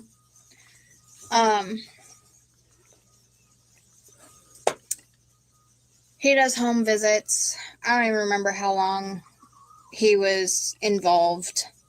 That's why a lot of kids don't speak up. I think it was around Halloween. That's exactly why kids don't speak up. You know why? Because oftentimes the system punishes them. You know? I mean, the system punishes. I'm telling you. Like, the system is set up to punish victims. Whether they're kid victims, adult victims, they do. They neglect them, and you know, they make big promises like, oh, if you know something's happening, you speak up, and that ain't how it works, man. It's sad. All too often, if you have a really good worker, then maybe something will happen, right? But all too often, again, it's broken. You see it way too much. And it's interesting because people like that, they don't think either about the future. You know, in the future, they will get exposed. But don't think about that future. So, meantime, I get off the bus and my bus driver gave us some candy. It's something bus drivers do every now and again. They give you freaking candy. Yeah. So I come in with some candy, not even thinking, and immediately I get jumped. Where did you steal that from? You can't have that. I can't believe you would steal candy from someone. Where did you get that? Da, da, da, da, da. Losing her mind over one piece of candy. Where did I steal it from? I didn't steal it from anywhere. I got it from the bus driver who just gave it to me. Where would I have stolen it from? I literally got on the bus from the school and the bus came straight here. Where did I steal it from? I didn't steal it. The bus driver gave it to me. You're lying. I can't believe you'd steal it. The bus driver didn't give you that candy. Da, da, da, da. Blue state. She is full-fledged screaming at me about a piece of candy. What she doesn't know is our in-home worker was standing right outside the door. Oh, no. Right outside the front door, listening to every single word that she was saying. Oopsie. Listening to the whole thing. How she's flipping out over a piece of candy. Screaming. Calling me every name in the book. Over a piece of candy. So finally, I guess he decides that he's heard enough. He knocks on the door. And in true Lynette fashion, she opens the door. Oh, hi, we weren't expecting you today. What are you doing here? Can I get you anything? Can I get you a drink? It's hot out. Are you thirsty? He's like, save it. I just heard everything. Her face, her mask drops. Well, fine. If you can deal with her then. Yeah, that actually sounds like, does okay. that not? Oh my God, does that not sound like the behavior you see? I mean, it really does. So, you know, again, you don't have to take somebody's word on it. You can just take what you've seen and be like, yeah, that exactly sounds like what I've been seeing for the last, X amount of time. That's crazy. I mean, that's the way she gets. She's like, oh, well, fine. if you won't believe me, if you don't do what I want or I ask, then, welp, I'm coming for you. That is, though. That is so like her.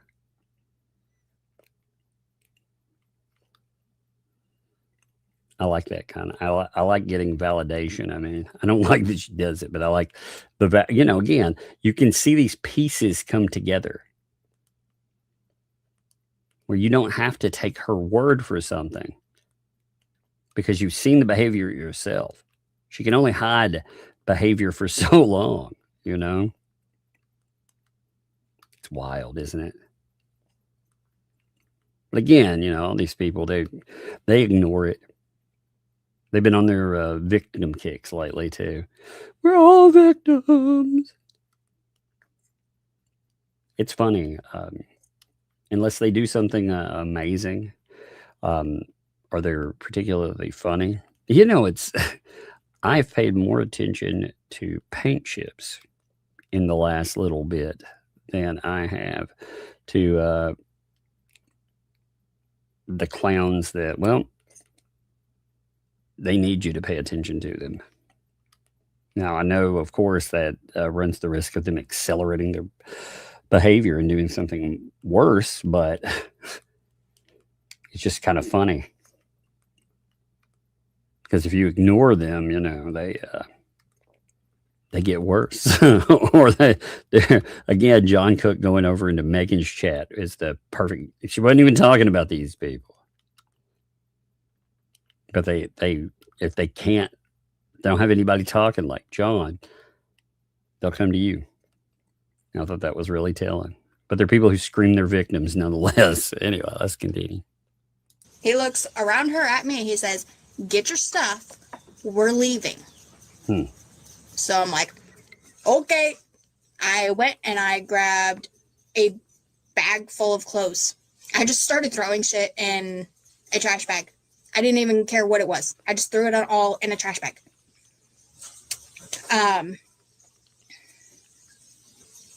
So I throw everything in a trash bag. And as I'm walking out the door, she goes, "That's not yours, it's mine." And tears the trash bag out of my hands. Throws my stereo that I had gotten from my brother onto the floor. So she says that I can't take anything, that she bought it, it's hers, none of that is mine. So I said, fine. I grabbed a handful of clothes. I don't even know what I picked up. I just grabbed whatever I can fit in my hands. Grab that, grab my stereo, and run out the door. Literally with an armful of clothes. That's it. He got me in the car, and we drove around town for a good 2-3 hours. He had nowhere for me to go. So that tells you right there how bad it really was. He took me from her without having anywhere for me to go. Anywhere. He was calling around for 2 to 3 hours trying to find a home to put me in. And I almost had to go to the youth shelter again. Finally, he found somebody that had a room. They were able to take me in. Whole nother story there. But I went there. Eventually, I was able to go live with my my aunt and uncle, and reconnected with all of my family, and learned about all of them trying to get in touch with me for these 10 years. Yeah. Crazy. So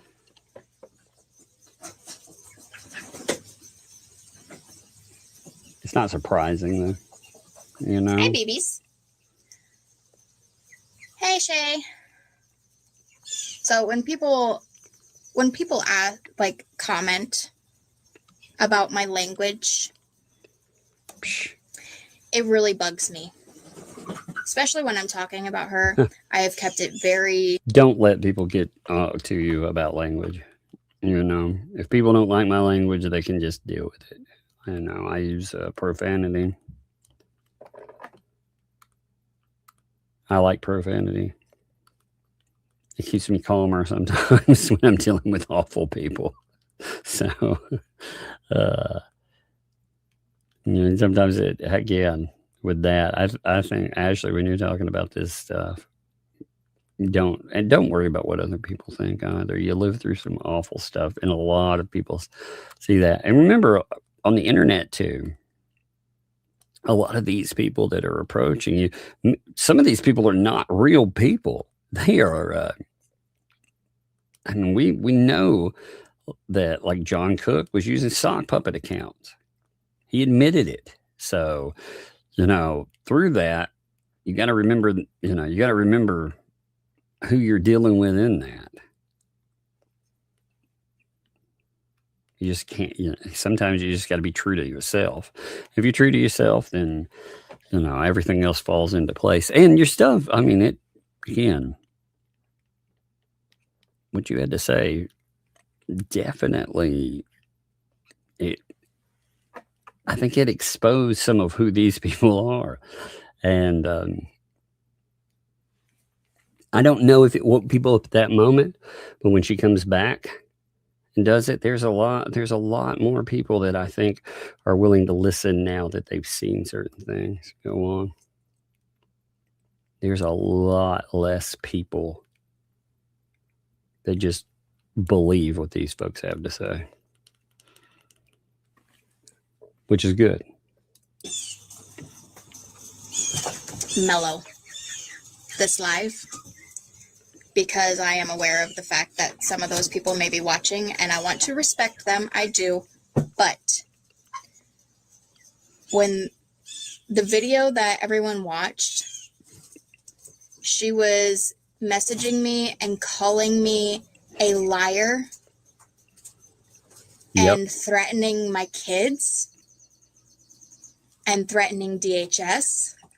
Isn't that crazy? And threatening to get my kids taken away from me. Isn't that crazy? I mean, by the way, so this woman that goes online all the time and says that she is being attacked this way or that way, she, when Ashley started talking about this stuff, she started threatening her. She was going into her chats, and I mean, she would just publicly making threats. Wasn't even trying to hide it. I mean, she was publicly doing this mess. And that's mental, you know? But again, her whole narrative has been built on it's built on all these other people are doing this terrible thing to me. And again, she's doing that same thing that she talks about.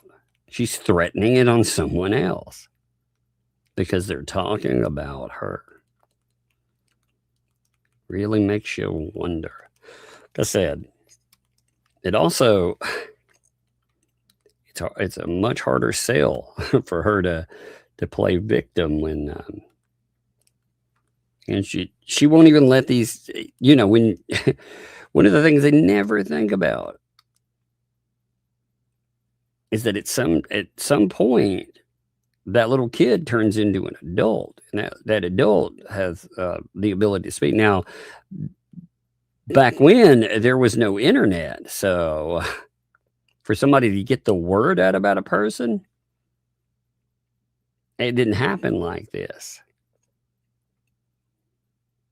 You know, so I had this new world they were going to be in is, well, it's not the thing that they thought they could use and manipulate back when. It's kind of interesting to watch, considering. I mean, again, many of these people, I'm not just talking about Lynette or any of these folks tied to them. I'm talking about abusers, period. What they have to worry about is kids, again, when they get older, they will talk about what happened. They don't keep their mouth shut. And they shouldn't have to either. You know? If you want them to keep their mouth shut, then you fucking be a better parent. I was not about to PG myself for that woman. That video was directed at her. And why am I not pressing charges on her? Because of my kids. I do not want my kids around that craziness. It's understandable. I can't put them through that. I feel brokenhearted for Harley Grace. I do.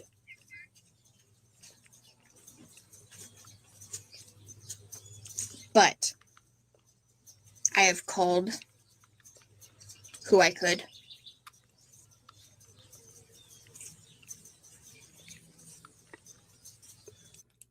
Going to watch what I say.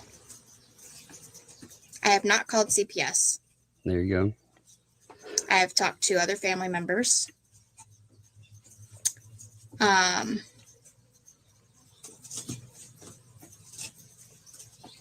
But I personally have not called CPS because I can't.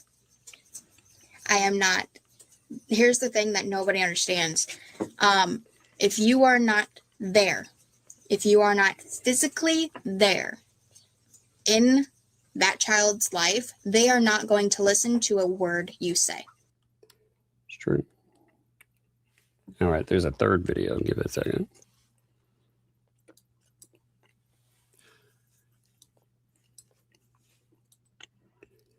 See, these are very, I think these are very good to look back on because they tell us so much about these people. You know? Oh man, hey, Lisa Lee might smell like pee. Thanks for the 5 there. Sorry, I missed that earlier there. It'd be interesting to see what she knows about the Landon situation. Oh, you know, Landon's actually, interestingly enough, so in all of that, in all that stuff that I was reading earlier, all those messages, yeah, the Landon stuff there's some stuff brought up in that too. You know?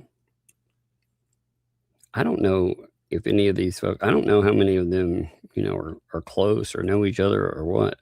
But yeah, I thought that whole, I mean, that mess with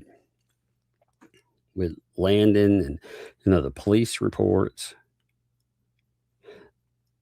The one thing that told me out of anything was, see, Bruce wrote me at one time and wanted to chide me on not covering when Landon left, saying, well, these people, obviously, you don't want to cover this because it doesn't fit your narrative. But look, I mean, they're all happy and everything. And then you find out about the police reports and stuff. And then what happens? Well, you get threatened. You start to get threatened with, if you talk about this, well, I'm not saying we won't sue. We will sue you, but we'll sue you. Fun times.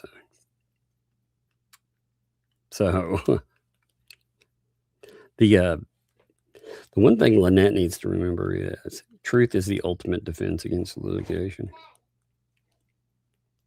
But, okay, well, we put out the trap thing for it. Okay. Okay, well, we got to.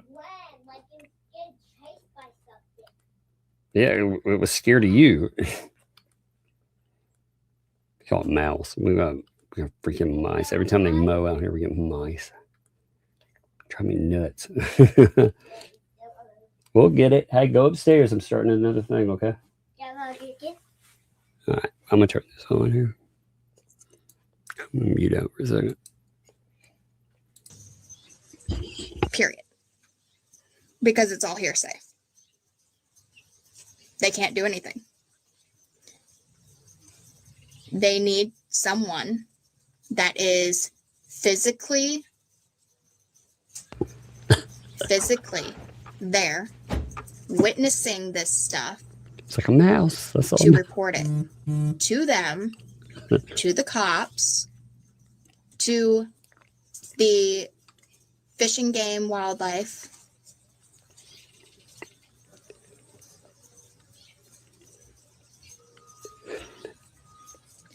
Jeez. Even when they don't care half the time. I mean, just let's be honest. You need a cat. If all of those people in that town, your grandfather, and anyone that lives around them is able to get pictures or videos, proof of the baby, Harley Grace. Excuse me, that is my pants. Please do not peck at my pants. Thank you very much. Living in a shed. I didn't care. Just didn't care. In Florida summer weather. Like, they can't ignore that.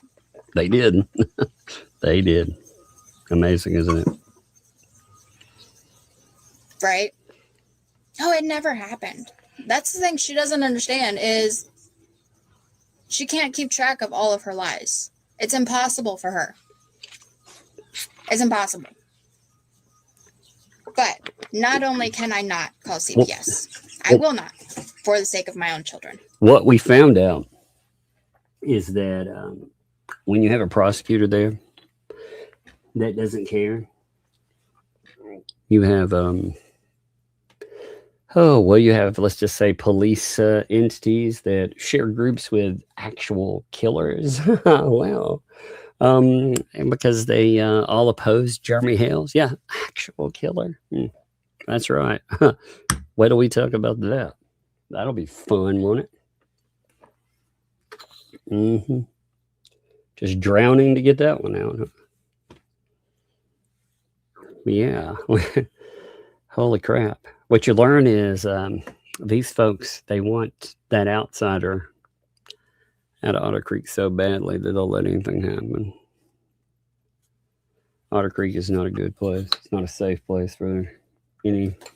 I don't know if it's a safe place for some of the people that live there, but it's definitely not a safe place for outsiders that let any fucking thing happen to you.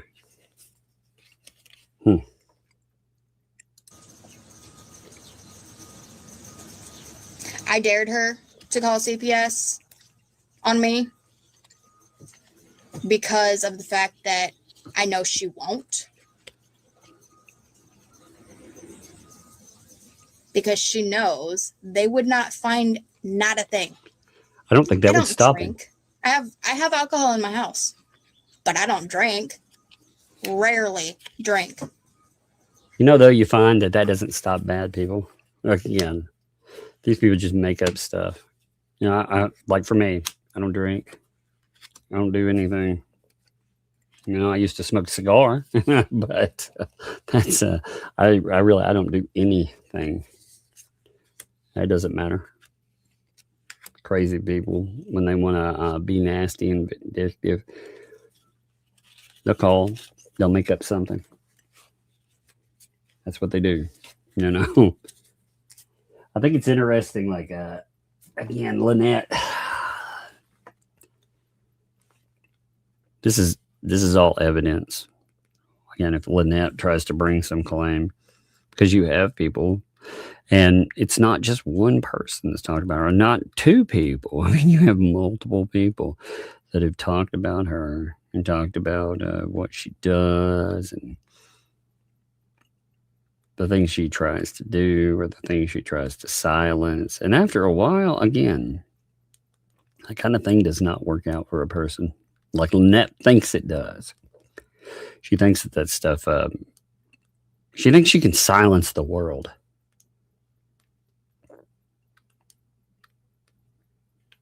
And where has it gotten her? Where has it gotten her? I mean, again, what's really interesting is I'll see the antis like celebrate, like Fed 2. They celebrate people getting dropped out of Fed 2. Oh, Jeremy Hills might owe some money because of one of them actually hiring a lawyer and actually going the way I thought more of them would, to be honest, just in case. But I digress. They celebrate that. They celebrate it as, but you know who didn't win? You know who doesn't get a win out of any of that? Lynette Preston. She gets nothing out of it. In fact, the stupid lawsuits that she's brought, what do they equal? Nothing. They turned into garbage. So none of it works out for her at all. It's all about them now. Never in front of my kids. If I do, it's like one drink. I vape. You can I don't drink, do drugs. Though. Drinking's not illegal. I take care of my kids. They're getting now fresh eggs. I have chickens because I want fresh eggs. I don't want to buy store-bought eggs. I get that. So I've got a crap ton of chickens. See? These are my babies that are now laying. So I have fresh eggs. You call those chickens. Lynette calls those dog food. Meat from the meat market because it's so much better than store-bought meat. So my kids are eating good. They've got clothes. They go to school. They have chores because they're kids. They need chores. They need structure. Mm-hmm. So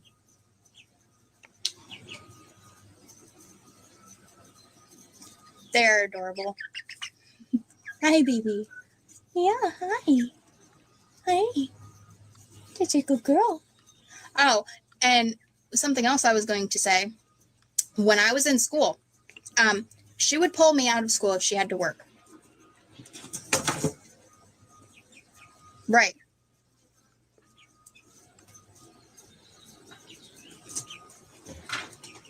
Hey, Shell. I know, right? Haven't seen you forever. Did you really have to poop right there? Thanks. Gross. If she had to work, she would pull me out of school, or I wouldn't go to school that day. I would go to work with her. So instead of me getting an education, I'd go to work with her. Whether it be the tanning salon that she worked at, or Home Depot, or Lowe's, or whatever whatever place she worked at the time, I would have to go to work with her. Yeah, she worked. Not for long, but she worked. But yeah, I would miss school so that she could go to work because I couldn't be left home alone at 14, 15 years old. She put me in a youth shelter when I went to a party once. One time I went to a party. I don't understand punishing your kids to that level. I get punishment. A lot of times, though, when kids act out, they're wanting they're wanting some kind of reinforcement. They want somebody to fucking care about them. And yeah, sometimes they'll do stupid things. I think we've all been there. But kids that grow up in destructive environments, they're really they're the most damaged and the most needy in that. And if you can't get the positives, you will get it another way. You will get it negatively too. So, some of that comes in acting out. Some of it's just being a kid or being a teen and wanting to do things and, wanting to have relations with like other teens, feel normal. Again, some of it's asking for attention, from a parental figure. And there are certain ways to deal with things. There are certain ways to deal with them that You can still be stern, and you can still also be loving. You know, it's a fine line. But of course, you know, it's amazing to me because if these folks, they disagree with her, she talks about, or again, her manipulation. Like I said, I was reading that one text, so some of you may have not heard it. Like her texts were like, again, where she was talking to the other kids. She was like, every day of my life, I swear to God, I'm going to make Ashley pay for putting this shit in your head. And then she comes back to the next text. It says, how about this? I will find a home for HG and I will just myself. That way I can pay for what happened to you. Because there were some terrible things that happened. Like, this is manipulative shit. This is a child she herself says was accosted in a horrible way. She talks about it in these messages, but she makes this about herself. She's like, well, how about it? I'll just off myself so I can pay for what happened. I am just I give up. I'm done effing trying to even have a life with anyone. I am done. I really am. I'm done. I'm so effing done. I give her up. I will find a effing home for her and I will give her up and I will just effing, I don't know, go to jail or off. I'm using, off instead of the other word, but off myself. Yeah. And she's being told, like, what the hell are you talking about? You're crazy. Go get you some mental health help.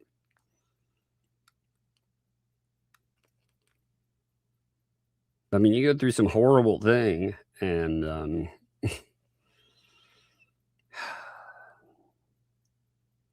really hate people some days. Not everybody. It's just you ever feel like that? I get your feel of like certain disgusting people, and you're like, man, I really do hate people today. Anyway, get back to this. To the youth shelter over Christmas and my birthday. Not that we celebrated either of those. Anyways, that's all. We didn't celebrate Christmas. We didn't celebrate birthdays. We didn't do any of that. So it's awful. Not like I was missing out. But you know why you celebrate those? Because it tells a kid it's not about, obviously, if it's religious, okay, there's another layer to this too. But part of celebrating like Christmas or birthdays with children especially is to tell them that they matter, that you care about them, that you love them. You're saying, hey, this is important. And kids know, like for Christmas, go all out, get them a bunch of stuff, need it. Because it's about a message to them, hey, care about you. But birthdays, that's why birthdays are so important, in my opinion, because regardless, it's a message. It's a message to a person to say, it's a holiday about you. That's why with loved ones, make sure to at least reach out to them, get them something, but with kids, you go beyond that.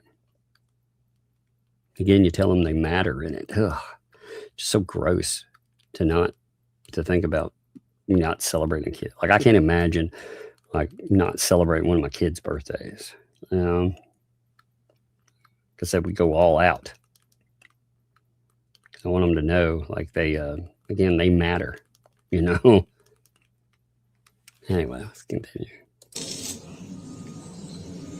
I actually got here's how bad that is. I actually had a better Christmas in a youth shelter than I would have at home. That's sad.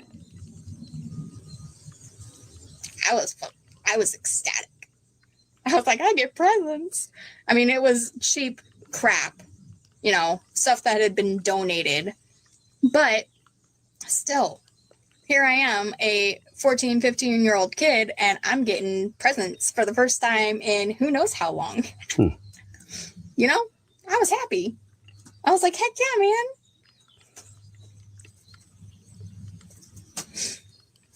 That's sad. Yeah, I'll send it to you. But yeah, she's a nightmare.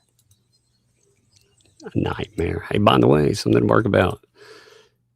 Good to see you too. Great to see you there. Thanks for the 5 gifted memberships. People, go check out Something to Bark About again. Something to Bark About has a procedure coming up, and we're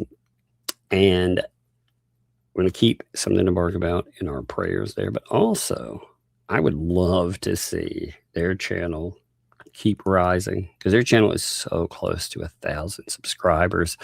And my Lord, wouldn't that just tick these people off, that a channel that doesn't do anything negative to respond with these folks, it just goes out and has fun, they could grow and they can thrive when many of these folks can't. But love to you. Something to bark about. Like I said, go check out the channel for sure. I love it. It's a great distraction, but it's just good too. It's good. It's wholesome thing. When me and my sister say that she put us through hell again. B. How am I frozen? I'm on whatchamacallit, Wi-Fi.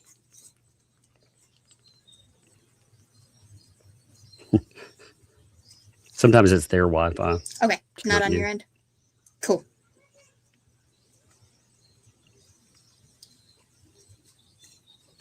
Tina, I think it's you, love. Yeah, a lot of times it's on their it's side. Your signal. But yeah, like my kids are happy. Do we have all the money in the world? No. But they're happy. They have their own animals that they take care of. They have the chickens that they love to come out and pick the eggs and bring them up to the coop and play with them and hold them. And we have a very annoying dog that they love dearly. And I love her too, but she's so annoying. I froze 1 second after oh, I'm sorry. Right. Money makes things easier, but it does not make us happier. Exactly. Like, especially if you've been without. There's so much that we have to do to this house to make it, what we want. But we have a house. We have property that the kids can run and play and explore. We have woods behind us. We have a waterfowl reservation right behind our house that they can go down and explore all this crazy stuff. Like, my kids are happy. So I would love to see her try to get my kids taken from me. That would be funny. Well, she's made her threats for sure. She has. Like I said, it's very ironic, isn't it, when somebody has stated that all these horrible people do X, Y, and Z to me, but their first move.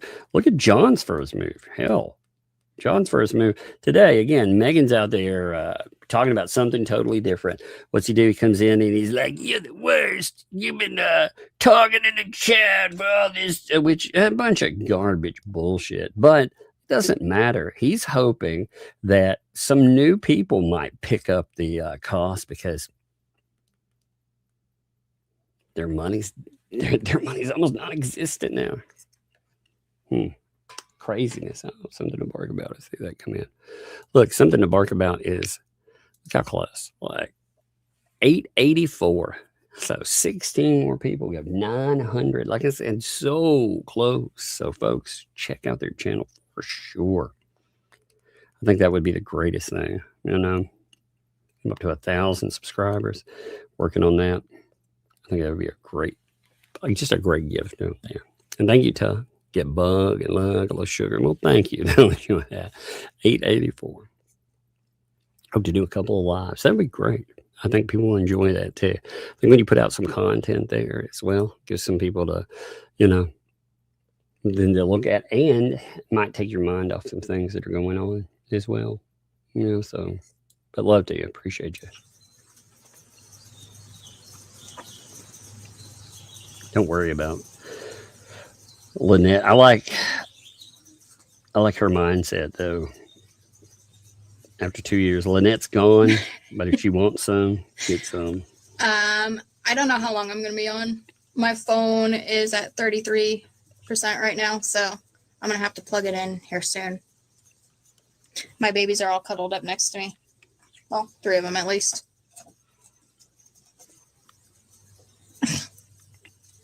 They follow me around. It's funny. But yeah, so if anyone has questions about things, please ask.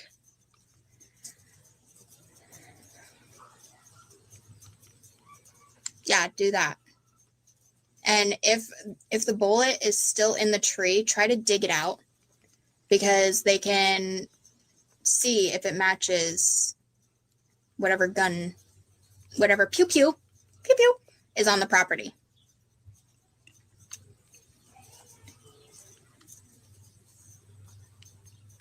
Alrighty, Shay. You got a new puppy yesterday? Aww. I don't remember what I was on the back end of this. I love puppies.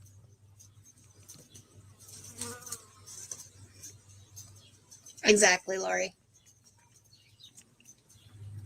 That was the first thing I said. I was like, karma has finally come around to bite her in the butt. Yeah. Trying so hard to keep it. Well, that's the thing. They got their payday, and they thought on the beginning of this that everything was hunky-dory. And again, they threw in all these people that, what have they done for you, Michelle? Honestly, what have they accomplished? If you lose everything, did they really accomplish anything? I mean, is that what all these people got for you at the end of the day? You know? And because she herself is talking about now that she's losing everything. Now, of course, she won't point that in the right direction. She won't say, hey, these people, again, they're off celebrating anything but when it comes to Lynette, I notice it's suspiciously absent.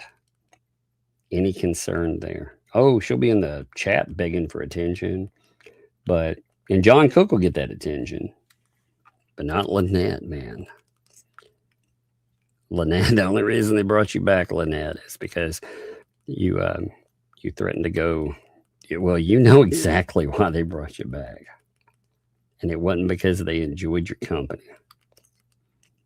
You know, if you have to threaten people to get them to take your side, they're probably not on your side in the first place. But hey, what do I know, right? Clean, I really, really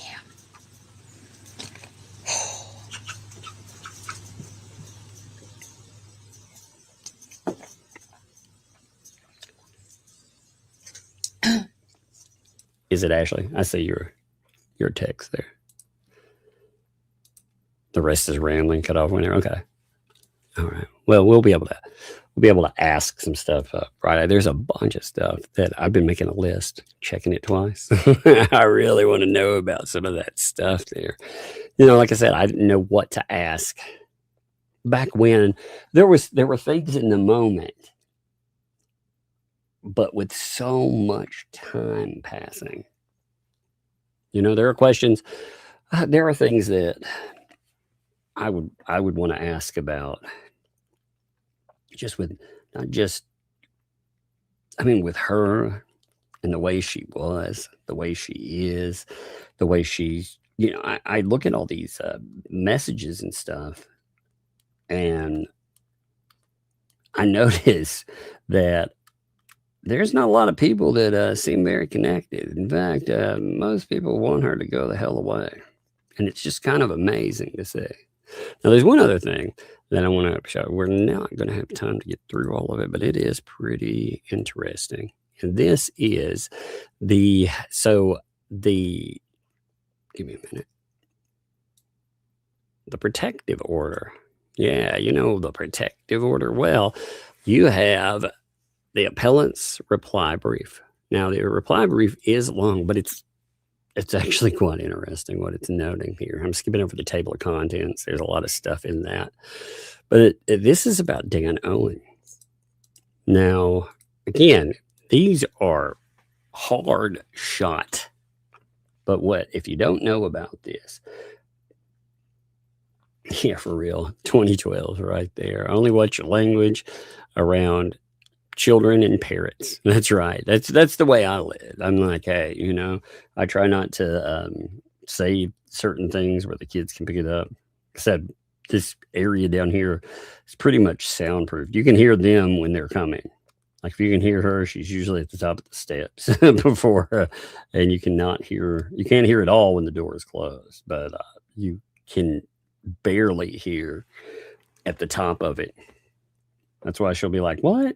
Huh? What? With the Dan Owen thing, this is the answer to Dan Owens. He put in a reply, which his reply is essentially, I can do whatever I want.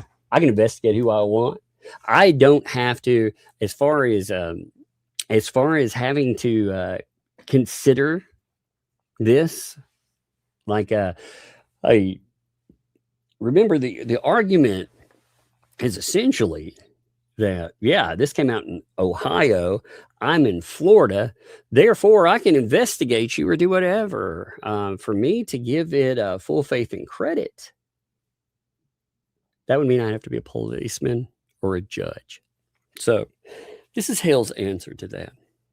So Billy Owens' answer brief confirms the central flaw in the district court's dismissal.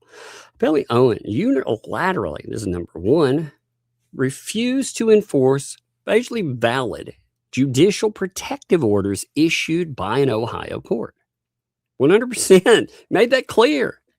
He's like, it doesn't matter. Don't investigate them because we're not going to do anything about it.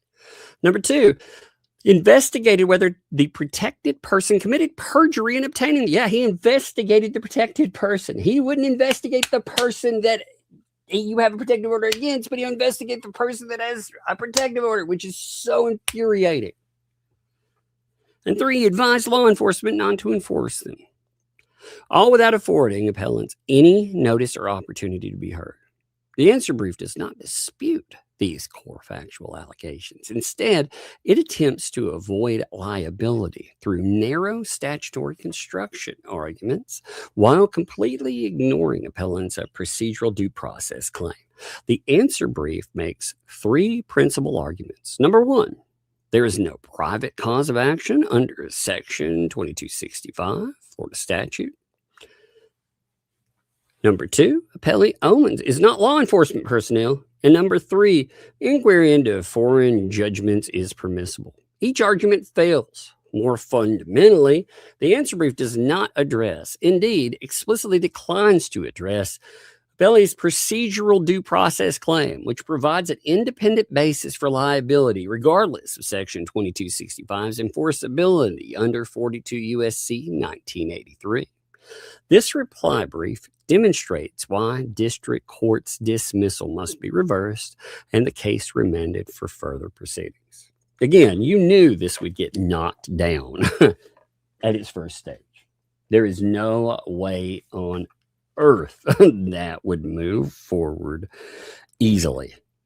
It is a very difficult thing to have a court decide against any elected officials or any hired by the state officials like police, district attorneys, their staff, so on. It's difficult. They make it very difficult. And it's ridiculous because these are people that supposedly work for you, and yet they're telling you that, again, what really bothers me about this whole thing is that these people run on a platform talking about victims. They all do. Every single one of these people, when they're elected, they talk about what they're going to do for victims. And yet you find out, like with Owen, his arguments to to make sure he's not liable or something, he comes out and just says straight up, I don't have to if I don't want to. That should be splashed over every re-election campaign any of these people are attached to. You know? Because again, they're saying the unspoken part out loud.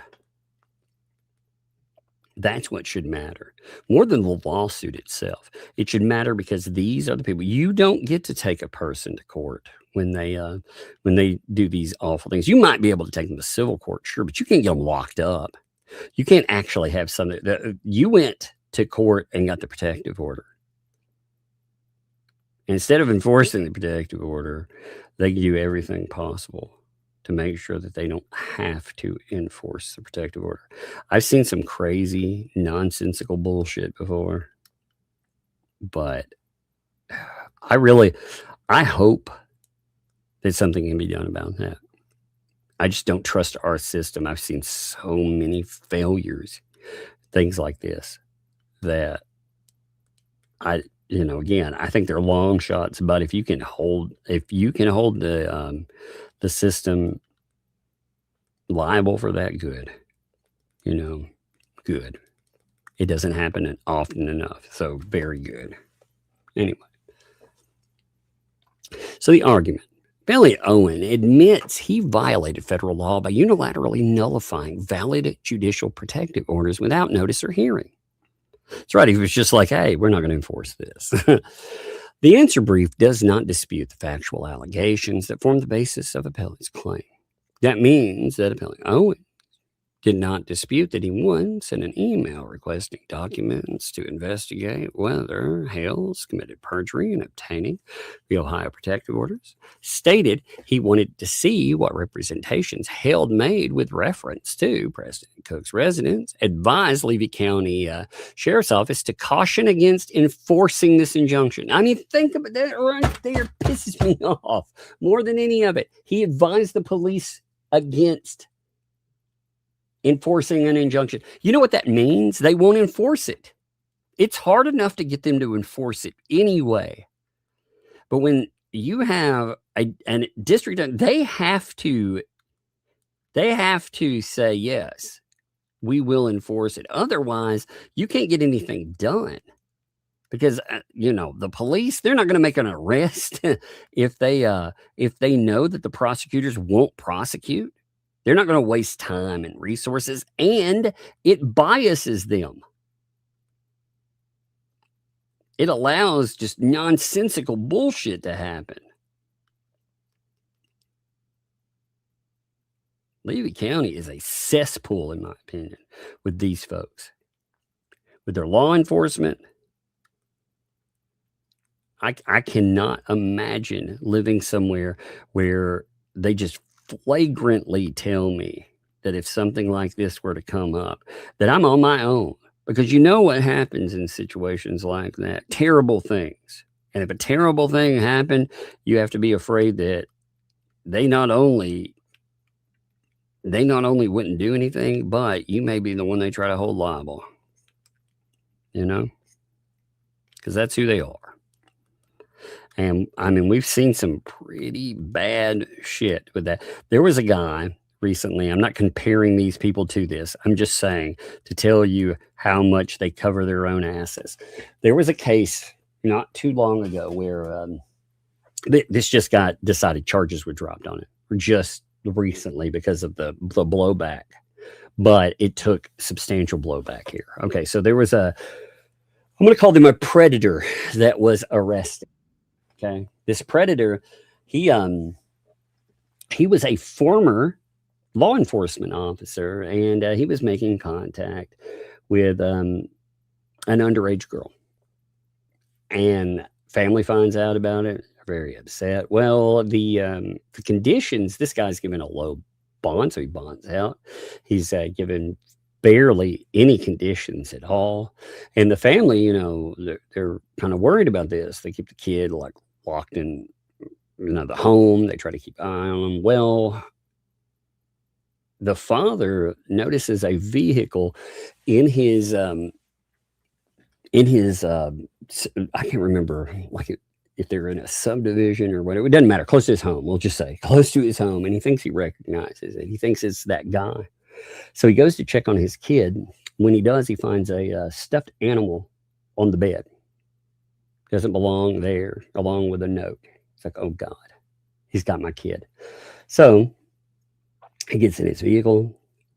He calls police. He starts to pursue the vehicle. He ends up eventually finding that his kid is in the vehicle. He forces the vehicle off the road. An altercation ensues, and the guy forced off the road pulls a weapon, and well, he gets ended, let's say. All right, that should be the end of it, right? Kidnap a kid, that, nope. The judge and the district attorney that allowed this to happen, they start trying to cover their own asses. So they end up wanting to prosecute this guy. And they put a gag order over everything. Everything in the case. They put a gag order over it, which is unconstitutional as hell. It takes a lot of noise. It takes a lot of assistance. But finally, you know, a court reverses that. They allow this to be discussed. It ends up all coming out that the same prosecutor and the same judge were basically going to railroad this guy and put him in prison to cover up what had happened. And the reason I bring that up is because that's what these people will do. They will do anything to cover their asses. You know? But more than that, they'll do anything to cover they'll do anything to protect their own, and they'll do anything to fucking protect the status quo. I think you've seen plenty of that in this Otter Creek fucking insanity. So them saying that you shouldn't enforce this valid protective order, that is lunacy.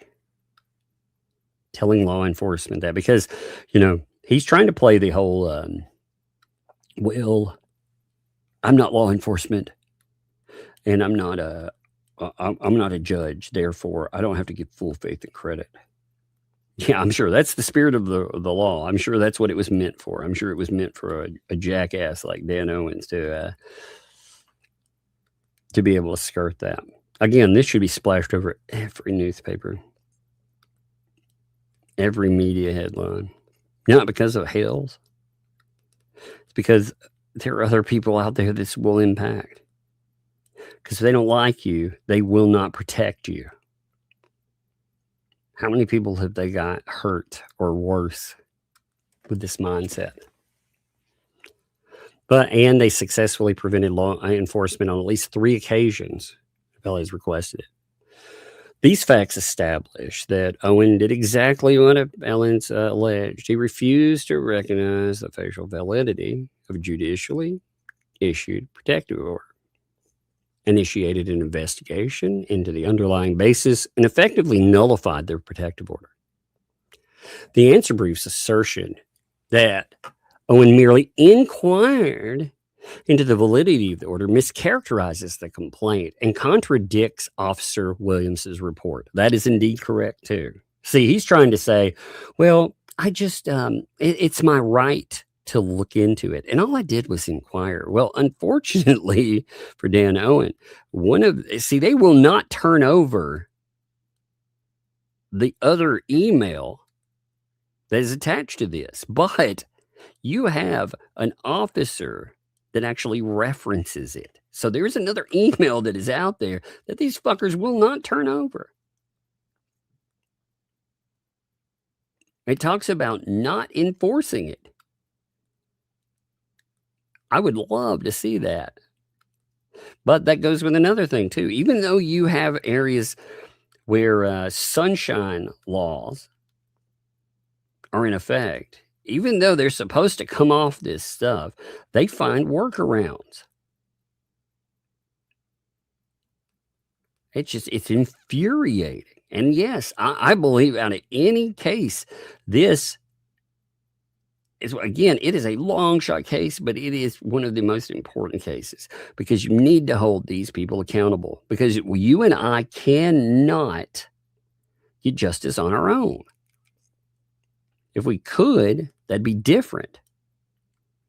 But we can't. We have to depend on law enforcement. We have to depend on freaking prosecutors. I said, this is a very important item. I'm curious how it will go, too. Again, it is a very uphill climb because they like to protect their own. But I agree with what's said here, 100%, which states that enforcement was refused based on Owen's position and that the report would be for documentation only. When the assistant state attorney responsible for prosecuting violations or protective orders affirmatively refuses to enforce those orders and advises law enforcement not to enforce them, the orders lose their protective effect as a practical matter. Yeah, if you can't get anyone, if you tell law enforcement not to enforce them and you say, I'm not going to, I'm also not going to enforce said orders, then they're worthless. They mean nothing. They mean absolutely freaking nothing. Again, Brandy has a good point on this. Like, what good is it? So, Thompson & Thompson does not immunize state officials who violate Section 2265's mandatory enforcement command. Section 1983 provides an express remedy for statutory rights violations. The answer brief relies heavily on Thompson versus Thompson for the proposition that the full faith and credit clause does not create a private cause of action. This reliance is misplaced for three reasons. First, Thompson addressed the Parental Kidnapping Prevention Act, not Section 2265. The legislative history of the PKPA demonstrated Congress's reluctance to file a federal cause of action or involve federal courts in substantive custody decisions. In contrast, the legal history of Section 2265 reflects Congress's recognition of a need for federal intervention to address the inadequacies of state systems in dealing with domestic violence and the explicit acknowledgement of interstate nature of DV requiring federal jurisdiction. The appellants do not assert an implied cause of action under Section 2265. Rather, appellants assert that Section 2265 creates individually enforceable rights under the express statutory remedy of Section 1983. The Supreme Court has repeatedly held that Section 1983 is, quote, a generally and presumptively available remedy for claimed violations of federal law. Thompson addressed implied rights of action, not Section 1983 enforcement of statutory rights. Third, the answer brief ignores the Supreme Court's framework for determining whether a statute creates enforceable rights under 1983. They note in these cases here, the Supreme Court reaffirmed that statutes created individual rights under 1983 when they used, quote, clear and unambiguous rights, creating language with an unmistakable focus on individuals. Section 2265's mandatory command that protective orders shall be accorded full faith and credit and enforced satisfies this standard. That's right. The answer brief provides no response to this analysis. It does not address, again, or the 11th Circuit's three-factor test articulated in. It does not explain why Section 2265's mandatory or rights-focused language directed at protecting individual DV victims should not be enforceable under Section 1983. The silence, it's telling, indeed. Appellee Owens abandons any defense to appellant's procedural due process claim, which independently mandates reversal. Most significantly, the answer brief does not address appellee's procedural due process claim. The answer briefly or answer brief rather, explicitly states that most, if not all, of the appellant's issues in their initial brief are not relevant, as the district court did not make any finding on these points, which are not part of the order on appeal. This position misunderstands the nature of appellate review. The district court dismissed appellant's claim for failure to state a claim. On de novo review, the court must determine whether the complaint states a plausible claim for relief under any legal theory properly pleaded. The district court's failure to address procedural due process does not preclude this court from considering whether that claim was adequately pleaded. Appellee's procedural due process claim has three elements: deprivation of protected liberty interest, state action, and constitutionally inadequate process. The answer brief does not dispute that appellee Owens is a state actor. It does not dispute that appellant's alleged a legal interest in personal security recognized by valid judicial protection orders, and it does not dispute that appellee Owens refused to enforce those orders without affording appellants any notice, hearing, or opportunity to be heard. That's right. He just decided behind closed doors, for whatever the fuck reason, to tell people, oh, we're not going to do that. Why? Well, you've heard that. You've heard their YouTube bullshit. I really think it's because you got a guy there with a lot of followers. You have a guy there with a camera and a big mouth, in not the wrong way. And he brought up some issues there that, this is a place that had many articles written on their failure to protect individuals. Again, women, for example. I love how there's so many assholes out there too that want to pretend like they advocate for women and they do this or they do that. And yet, we are talking about the very thing that lays that foundation. This, without giving full faith and credit here, what essentially is it's saying is that for whatever reason, if I'm in Ohio, I get a protective. If I'm in Tennessee, I have a protective order, and I go to some podunk ass place in Florida, and the person that's there, they follow me or whatever, and this place decides, hey, they don't want to accord me full faith and credit because, well, whatever, they don't like me. Then they can let anything happen. Well, that's pretty horrible. That's freaking no. Again, it's hard enough to get. Protective orders are hard enough to provide any meaning to. They're supposed to provide the framework where, when you're talking about violations, the police are the ones that should be putting somebody in jail, and the prosecutors are the ones that should be doing something about violations. I can tell you, if it were reversed, these people would have no problem doing something about it. That's the other telling part of this too. It's not like they have a bias that goes both ways. If that were the case, we could say that they fail on an entire, prosecutorial level. But no, this is a personal bias. They don't like this guy, so they're not going to protect him. And that is terrifying in its own way, because again, that could be you one day, or it could be one of those people. So, it goes both ways. But of course, since it goes with Preston, we can't ever admit that that's a real problem. They'll never admit it. And your elected officials, again, you have to depend on them for prosecution because you cannot do anything about it on your own. Well, if you did something about it on your own, if you were driven to the point where, again, you have to act. It's why I brought up that other case. That guy had to act on behalf of his kid. And they tried to put him in jail forever.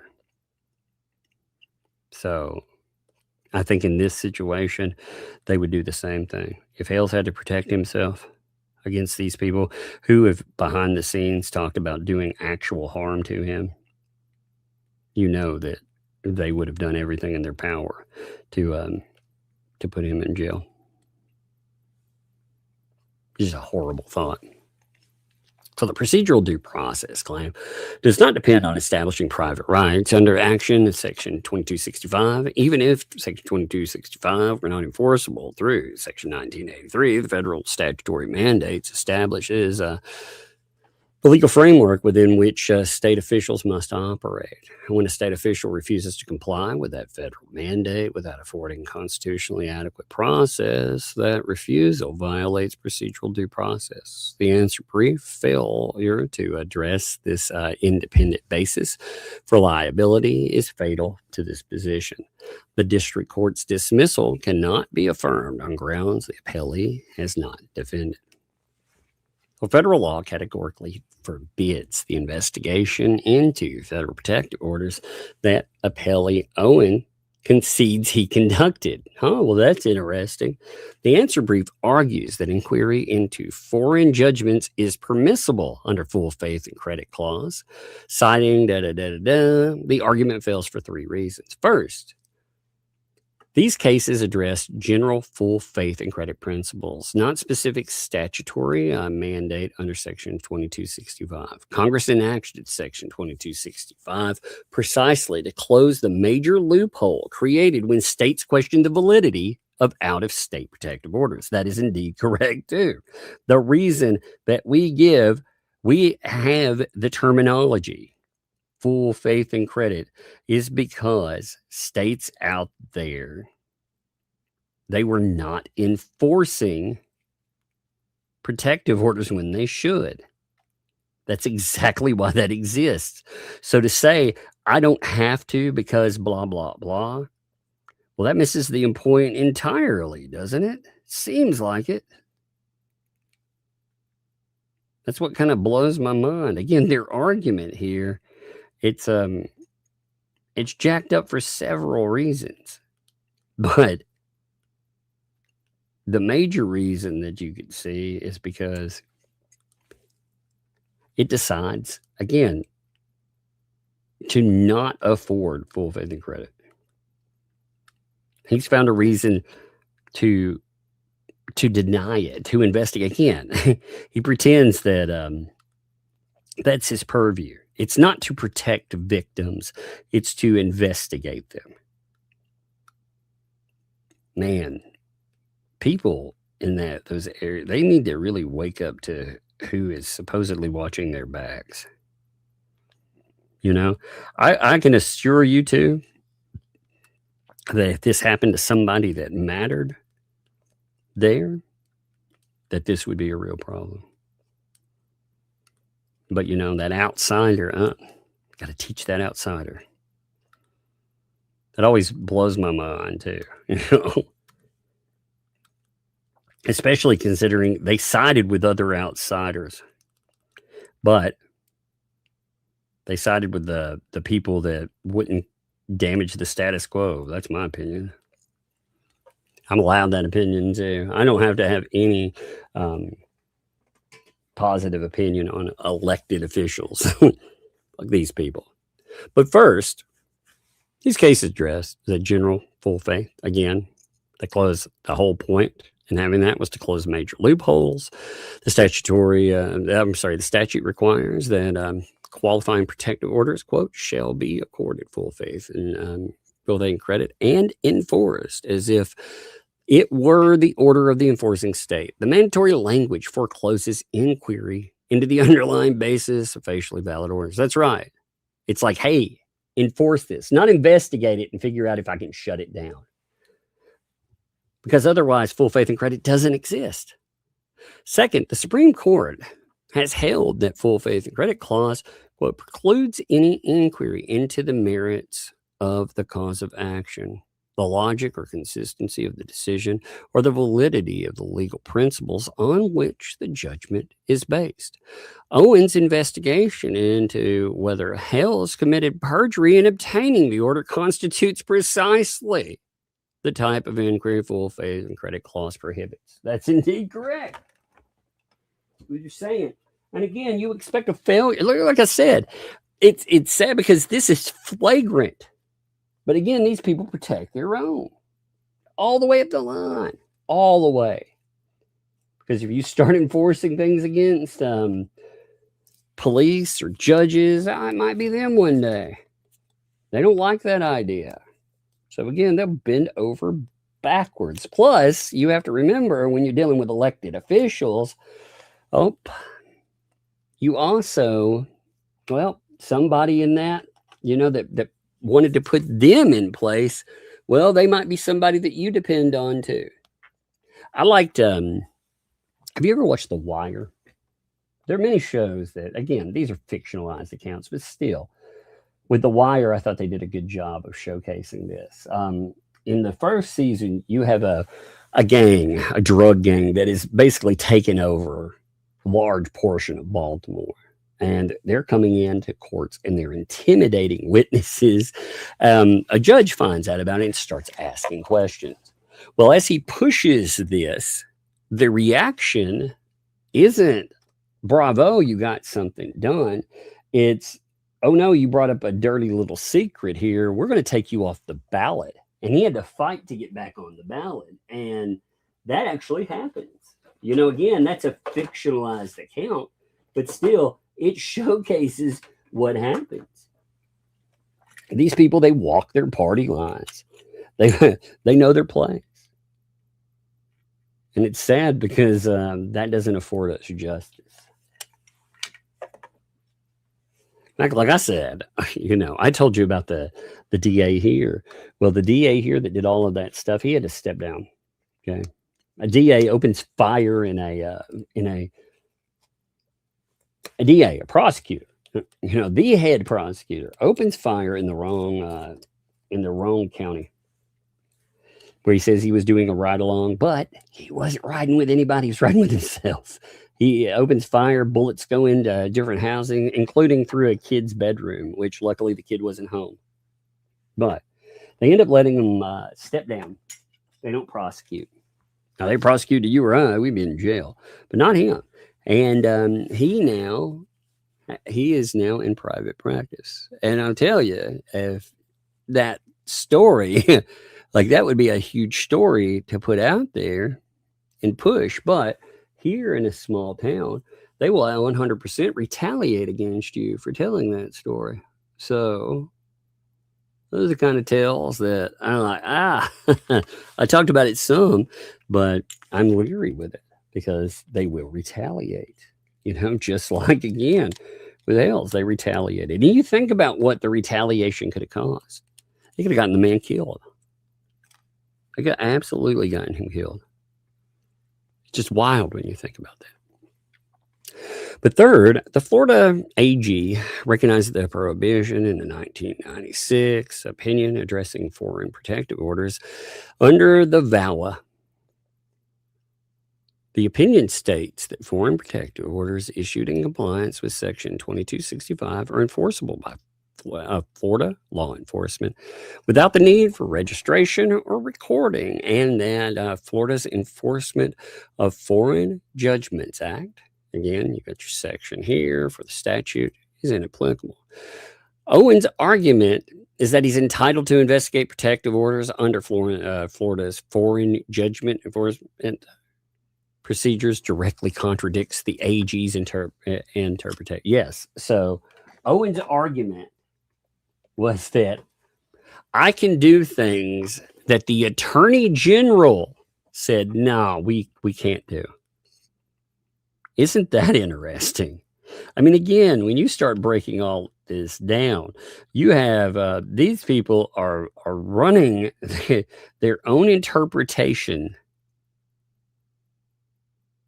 of orders that, again, even the AG has said that that's not how it works. That's horrifying. When you think about it, it's absolutely horrifying. It's not surprising, but it's horrifying. Because again, it's I can do whatever I want. you know, and if you or I, if we have a problem, they actually investigated. They looked at, you think about what that's saying. They looked for a reason to put the person that got a protective order in jail because of the very reason that they got a protective order. For no other reason than that. They wanted to put them in jail. Like that on its own should say something. I mean, they tried to put the person that got a protective order under investigation for for nothing else other than getting a protective order. That's why they investigated it. Not for any wrongdoing, but for potential wrongdoing in getting a protective order, which they're not even supposed to be able to investigate. And of course, when they do that, the system goes into overdrive trying to protect them for it. Oh, it's unreal. Pisses me off. All of it does. Because it's not surprising, but it's infuriating. It's infuriating because these people know that what they're doing is wrong, or they just don't care. And either way, that's not a good excuse, you know? If you or I are ignorant of, ignorance of the law, this is an amazing thing too. Ignorance of the law is not an excuse for you or I to break it, right? But did you know ignorance of the law for law enforcement officers and for folks like this, it may actually be a reason that they get away with breaking it. You know, when they come back and they're like, well, I don't know. I mean, ultimately, what usually happens with something like this is you go through several rounds of a back and forth, like through appeals and stuff. And if it does work and it gets kicked back and they have to take another look at it, something happens. Then, in order to prevent going to trial, they will typically try to make some kind of settlement. But it is a long road. Oftentimes it involves a lot of time. Like when I say a lot of time, we're talking about even for cases that you'd be like, man, that 100%, that's clear cut. You know, like just, again, talking about law enforcement, where law enforcement has done something terrible and they end up killing somebody on an accident. You'd be like, oh man, that right there, that's actionable, right? Well, takes years and sometimes no. There was a lady that she got pulled over. She had cotton candy in the back of her car. I don't know if y'all have heard about this. I've talked about it before, but she had cotton candy in the back of her car. A little baggy, almost empty, a little bit of cotton candy in it. Cops pull her over. They even say on their body cams that it looks like cotton candy. They test it, field test. It comes back as methamphetamine. Big bag, right? But big bag, you know how cotton candy is, right? So, you know, because it changes colors in the water. So when they put in the testing element, well, it's full of sugar. You know, cotton candy changes colors no matter what. So that's going to give you a weird result anyway.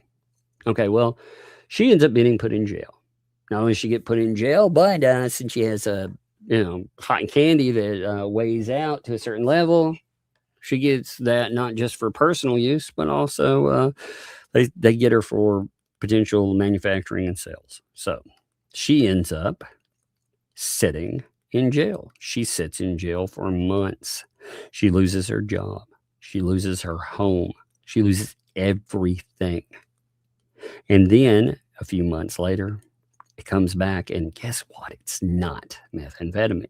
Now there you would think, man, that's pretty cut and dry, right? Somebody's going to be liable for that. Guess what? Nobody was. The field test suppliers for drug tests, they pretty much, they're protected under under several laws that allow you to them to basically, even if they fail, and they do have a high fail rate, by the way, even if they fail, the manufacturer is protected from liability. So we unknowingly gave that away. The police officers were just doing their job, so they're not liable. And the place that it happens, judge ruled that they wouldn't be held liable. So a woman lost everything she had to a false positive there, and nobody's to blame except her. Apparently, she's to blame because she had cotton candy in her car. But that's how our system works a lot of times. So as far as faith and justice, I don't have any faith in it at all. I saw another. Oh man, hey, Liquid Mom, sorry I didn't see that. Come in. For an Ashley stream, what did you see with LMNOP when HG that was similar to her with you? How has her parental control evolved? What will change as HG ages? Here, let me clip that. Okay. I will put that into a folder and keep it. Appreciate that, by the way. Give me 1 second. Clipping it so I can have it for later. Got you there. And something to mark about. Thanks for the 20. Last night, a guy who served on the county council has been retired 10 plus years. He pulled over a truck that he said was going too fast. The guy he stopped was unmarked Arkansas State Police. Spent the weekend in jail. Interesting. Well, I mean, and you got to think, like, how often have people like that done something, until they do it to the wrong person, then they get in trouble. But if something happens to you or I, that's very true. Thank you, something to bark about, by the way. Yeah. I mean, stuff like that happens all the time. To us little people, when things are done, it doesn't really matter. 1 second here, by the way. Hey, not J Hip. Thanks for the 5. When talking to Aiden, Megan prohibits you asking if you ever seen the red light cell at the Albertsons location. They own what Megan knows as Jalisco, and they call them the red hot deals. I will remember that. All right. I remember the prohibition there. I will absolutely remember that. Okay. Let's see. We're going to cover a couple more pages. We have a lot of time left. We won't get the whole document in, but we got a bunch of it in. It'll be a good discussion for tomorrow, too, I think. So the district court abuses its discretion by dismissing with prejudice when appellants expressly requested leave to amend any perceived deficiencies. The answer brief argues that amendment would be futile because appellee Owens, quote, is incapable of any liability from violation of full faith and credit clause. This argument assumes the answer, I think I'm going to have a rater in a second, answer to legal question this appeal presents, whether Section 2265 creates enforceable rights or whether a state official who refuses to enforce protective orders can be held liable. Hey, kiddo. Hey, everyone, too. What you doing, kiddo? Watching TV. Watching TV. And playing my gummies out. Yep. We found a snake like that was singing, and Dad let it go, but it literally just came back. Yeah. Yeah, come over here then. If you're going to talk, come over here. Yeah. Yeah, so we if you haven't heard that, for some reason we found a rat snake, and I found it in the house, and I caught it. We named it Gummy. Well, I caught it. I kept it for a couple of days, made sure. Actually, kept it about a week to make sure it was okay. Fed it. Yeah, and we named it Gummy. Well, then I let it go. But we named it Gummy, right, Dad? No, we hadn't named it yet. Remember, we didn't name it until it came back. Oh, right. That's right. Well, When let it go. Back. Yeah, so we let it go, and it came back. It came back and was meandering around, and I caught it, and I haven't decided like what to. It's pretty docile. A lot of like if they're wild, they I think it likes being fed. Yeah. I think it likes the free food. I think Gets fed well. Yeah, if you let it go again, it would just come back. But somebody here calls it Gummy. Gummy? Yeah, we named it Gummy. We named it Gummy? I named it Gummy. There we go. You named it Gummy. That's a good name, though. Gummy? That's the name. He's Gummy because he can open that mouth up and he can just gum that thing right in, couldn't he? Yeah, Moutsies. And we have Cold Slither over there. Yeah, and the other one's named Cold Slither. Yep, Cold Slither's a little eating machine, too. Yeah. Someone abandoned him one day. That's right, he was and abandoned. We adopted him. Yep, we adopted him. He used to be held, but we forgot to hold him a lot. It's because he was being fed a lot. And now, he won't let us hold him anymore. Yeah, he's a little grumper. Well, we could, but he might be biting. Yeah. He used to be, so nice. Yeah, well. So gentle. And it was a little tiny guy. But he was abandoned. Somebody left him in a house, and when I guess they got evicted, and they just abandoned him when he was little. He lived for weeks. You were talking about and we've been feeding without water. Yeah, we've been feeding. We feed Gummy one time, 2 Mousies. We usually feed him one, but if he's hungry, because this is the first time he's actually hungry 2 times. Yep, we fed old Gummy, didn't we? Yeah, fed him pretty good. And we fed Cold Slither 3 or 2 Mousies a day. No, we fed him 2. No, we fed him 2. We don't feed him every day. We feed him sometimes. Once a week. Yeah, and then once a week. Yeah. But yes, we I got one. Somebody likes watching them eat, don't you? Yeah. Sissy does too. Her just doesn't watch them a lot. Yeah. I like watching them.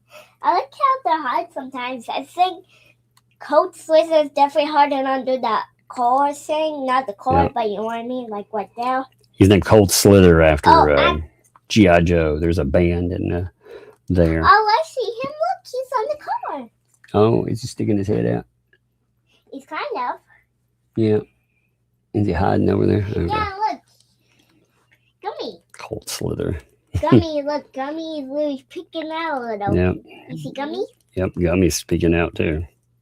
He's not peeking out. You can kind of see his little jaw, right here. And when you look down, you can see his little eye. Gummy almost got killed last time he came back, though. What?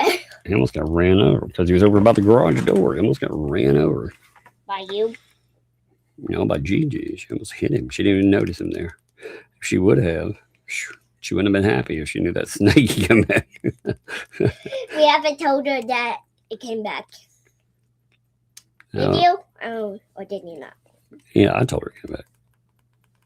Was her not happy? Well, as long as I don't let it go in the house, she's okay. Yeah. I would let it go in the house, though. I'd let it eat all these mice. No. Sissy and me and Gigi don't want it in the house. Why not? No. Why not? No! Well, why not, though? Please, can someone say 1 for not letting the snake in the house and 2 for letting the snake in the house? You think that's a good idea? You know? Someone say it. Yeah, we'll Say it. Say it, someone. I know that's 2. No. You know that he's scared of us, but I don't want it out in the house. He might get ran over.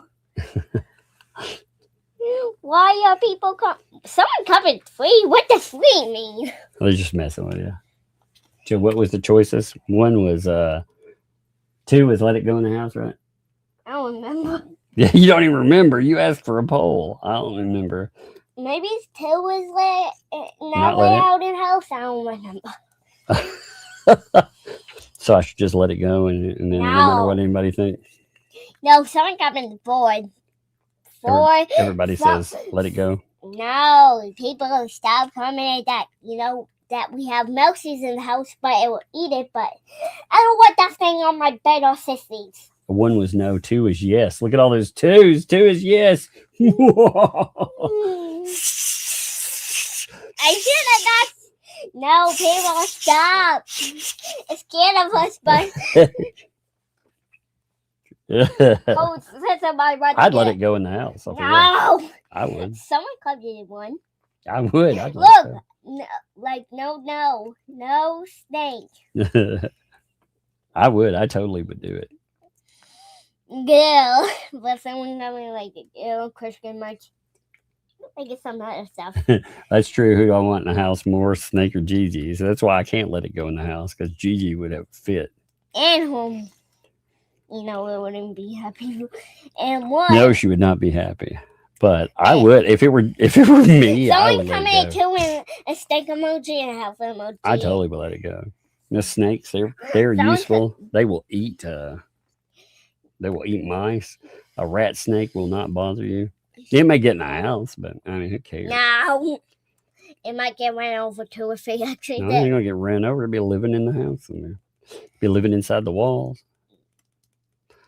It may be like, oh, I'm cold. Let me roll up beside you, little one. Hey, you're scared of us too, guys. Please say no.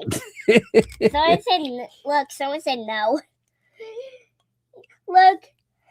See, sometimes the polls don't go the way you want. If they think it would be funny, they'll vote that way. Hey, look, no snake, no snake, yeah, but no snake. Hey, kiddo. No snake. One of the things to remember about the internet, right, is if people think it will be funny for them, and they will vote for it. Someone's coming in 1 heart, 1, 2 hearts, and 2 hearts. Yeah. I'm just telling you. My team is getting better. Look, 1 again. That's just that's just a valuable lesson. No. It literally said no. 1. Yeah, exactly. 2012 Dare said, me, I'm not scared of snakes, but I'm scared of Mom. That's right. Yeah, 1 no. That is right. Someone said yes. Yeah, no. see?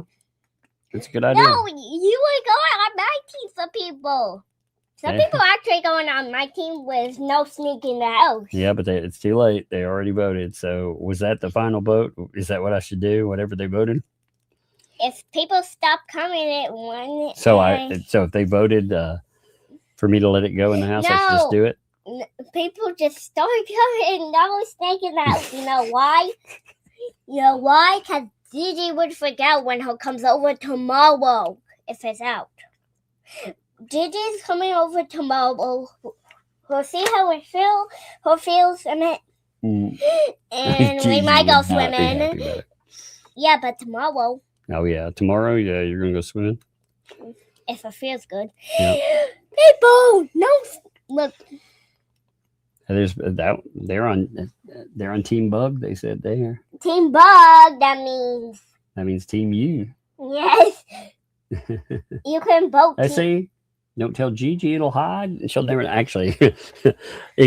I found it like rolling around inside. So, like I said, I didn't care. I thought it was fun. I caught it.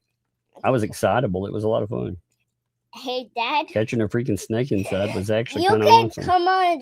I'm on Umbrella Guy's team or I'm on Bug's team, okay? You out there. Well, Gail, Bug. Team Bug, yeah. Let it go after Gigi leaves. See, there you go. Look at that. That's perfect. No. Yeah. You know I'm going with her, guys. You know I'm going with her. You know? Oh, Lord. Oh, Lord. Bug. What's wrong? Maybe. Bug. It would bother you if you were like in there. Oh, look. There. Look. Emmy there. Thanks for the 5. She's Team Snake. Team Snake, let that snake in the house. Hey, you could put no emojis like those little like plus emojis like this. No, those actually exist for you. Do they now? Yeah, like the little X emoji, like those little emojis that have 1 line and like a circle. Yeah, those are no's. So you want Bug. So you want the snake loose in the house, though, right?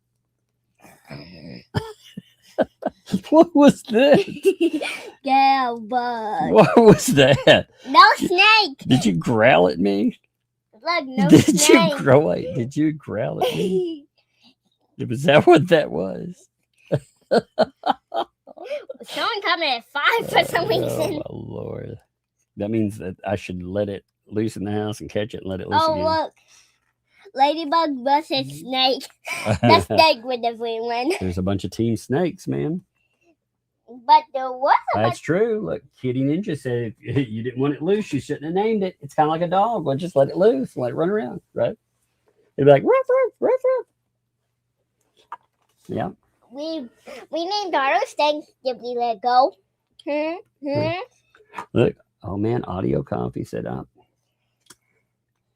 Have a terrible sense of humor, Team Snake. There it is, Team Snake, baby. But people are actually coming for me a lot. Look, you got 6 jewels. There, look at that chili. Yeah, definitely. That's enough. It's chili. Look what that said. Okay, we'll finish our document. Look. We're close anyway. Yeah, look at that. People are literally coming for me and you. The worker I do. I appreciate it. I think it's funny.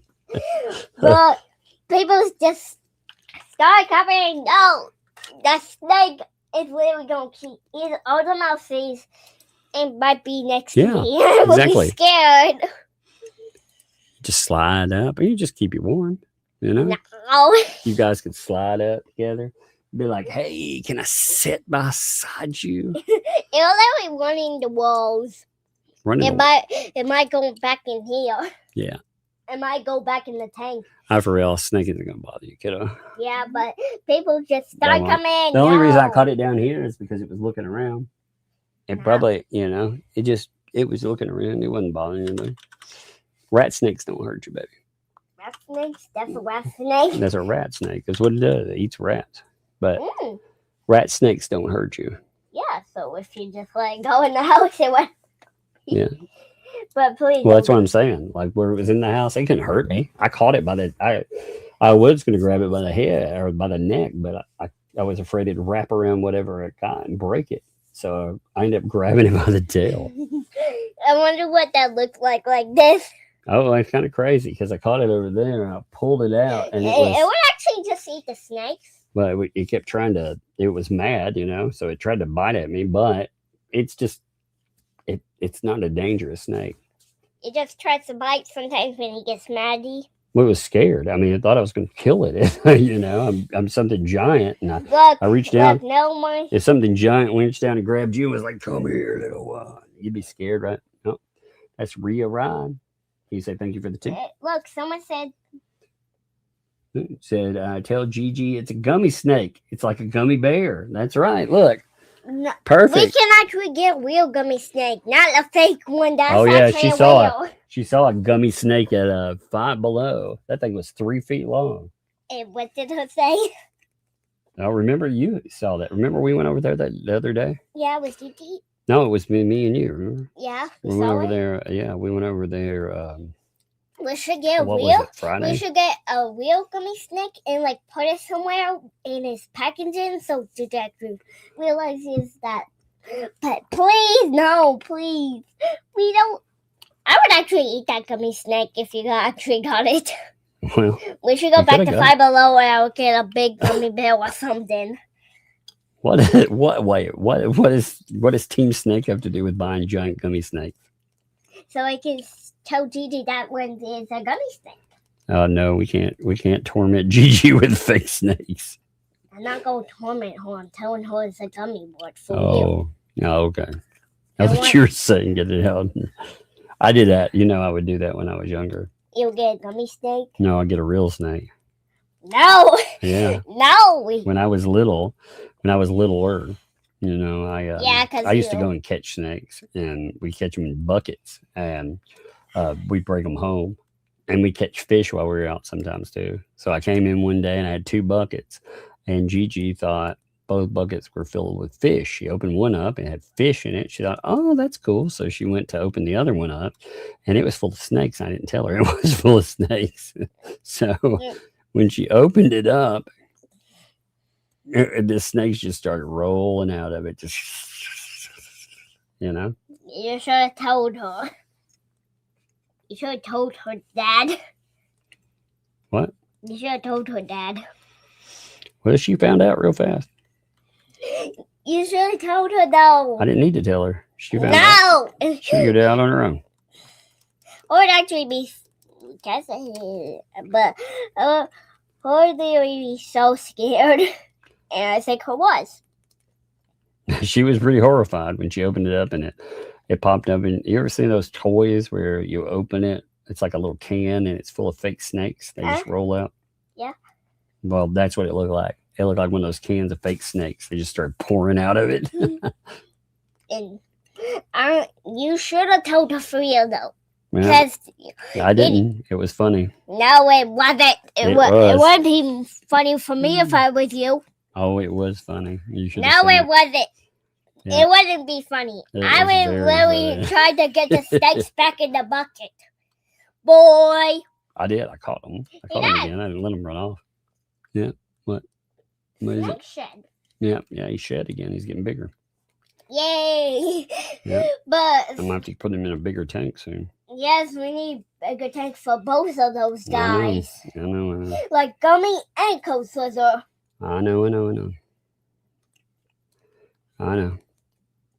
I'll get one. I have to get two of them. Two of them. I know. I got somebody's giving me Papa's actually giving me a holder for a fish tank. They're getting rid of one of their fish tanks that they had forever. So I'm going to get the stand for it, and I'm going to get a snake tank for it.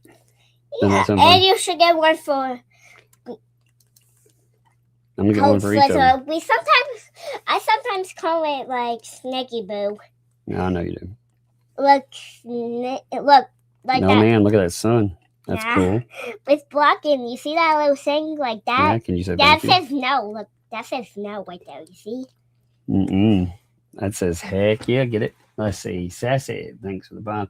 How long after she finds out snake and find the snake got them out of the house? Did she whip your butt? Did she beat you with a shoe or a switch? Just tell them. She threw shoes at me. Actually, I didn't bring them in the house. I brought them to the porch. So I didn't bring them inside the house. I had them on the porch.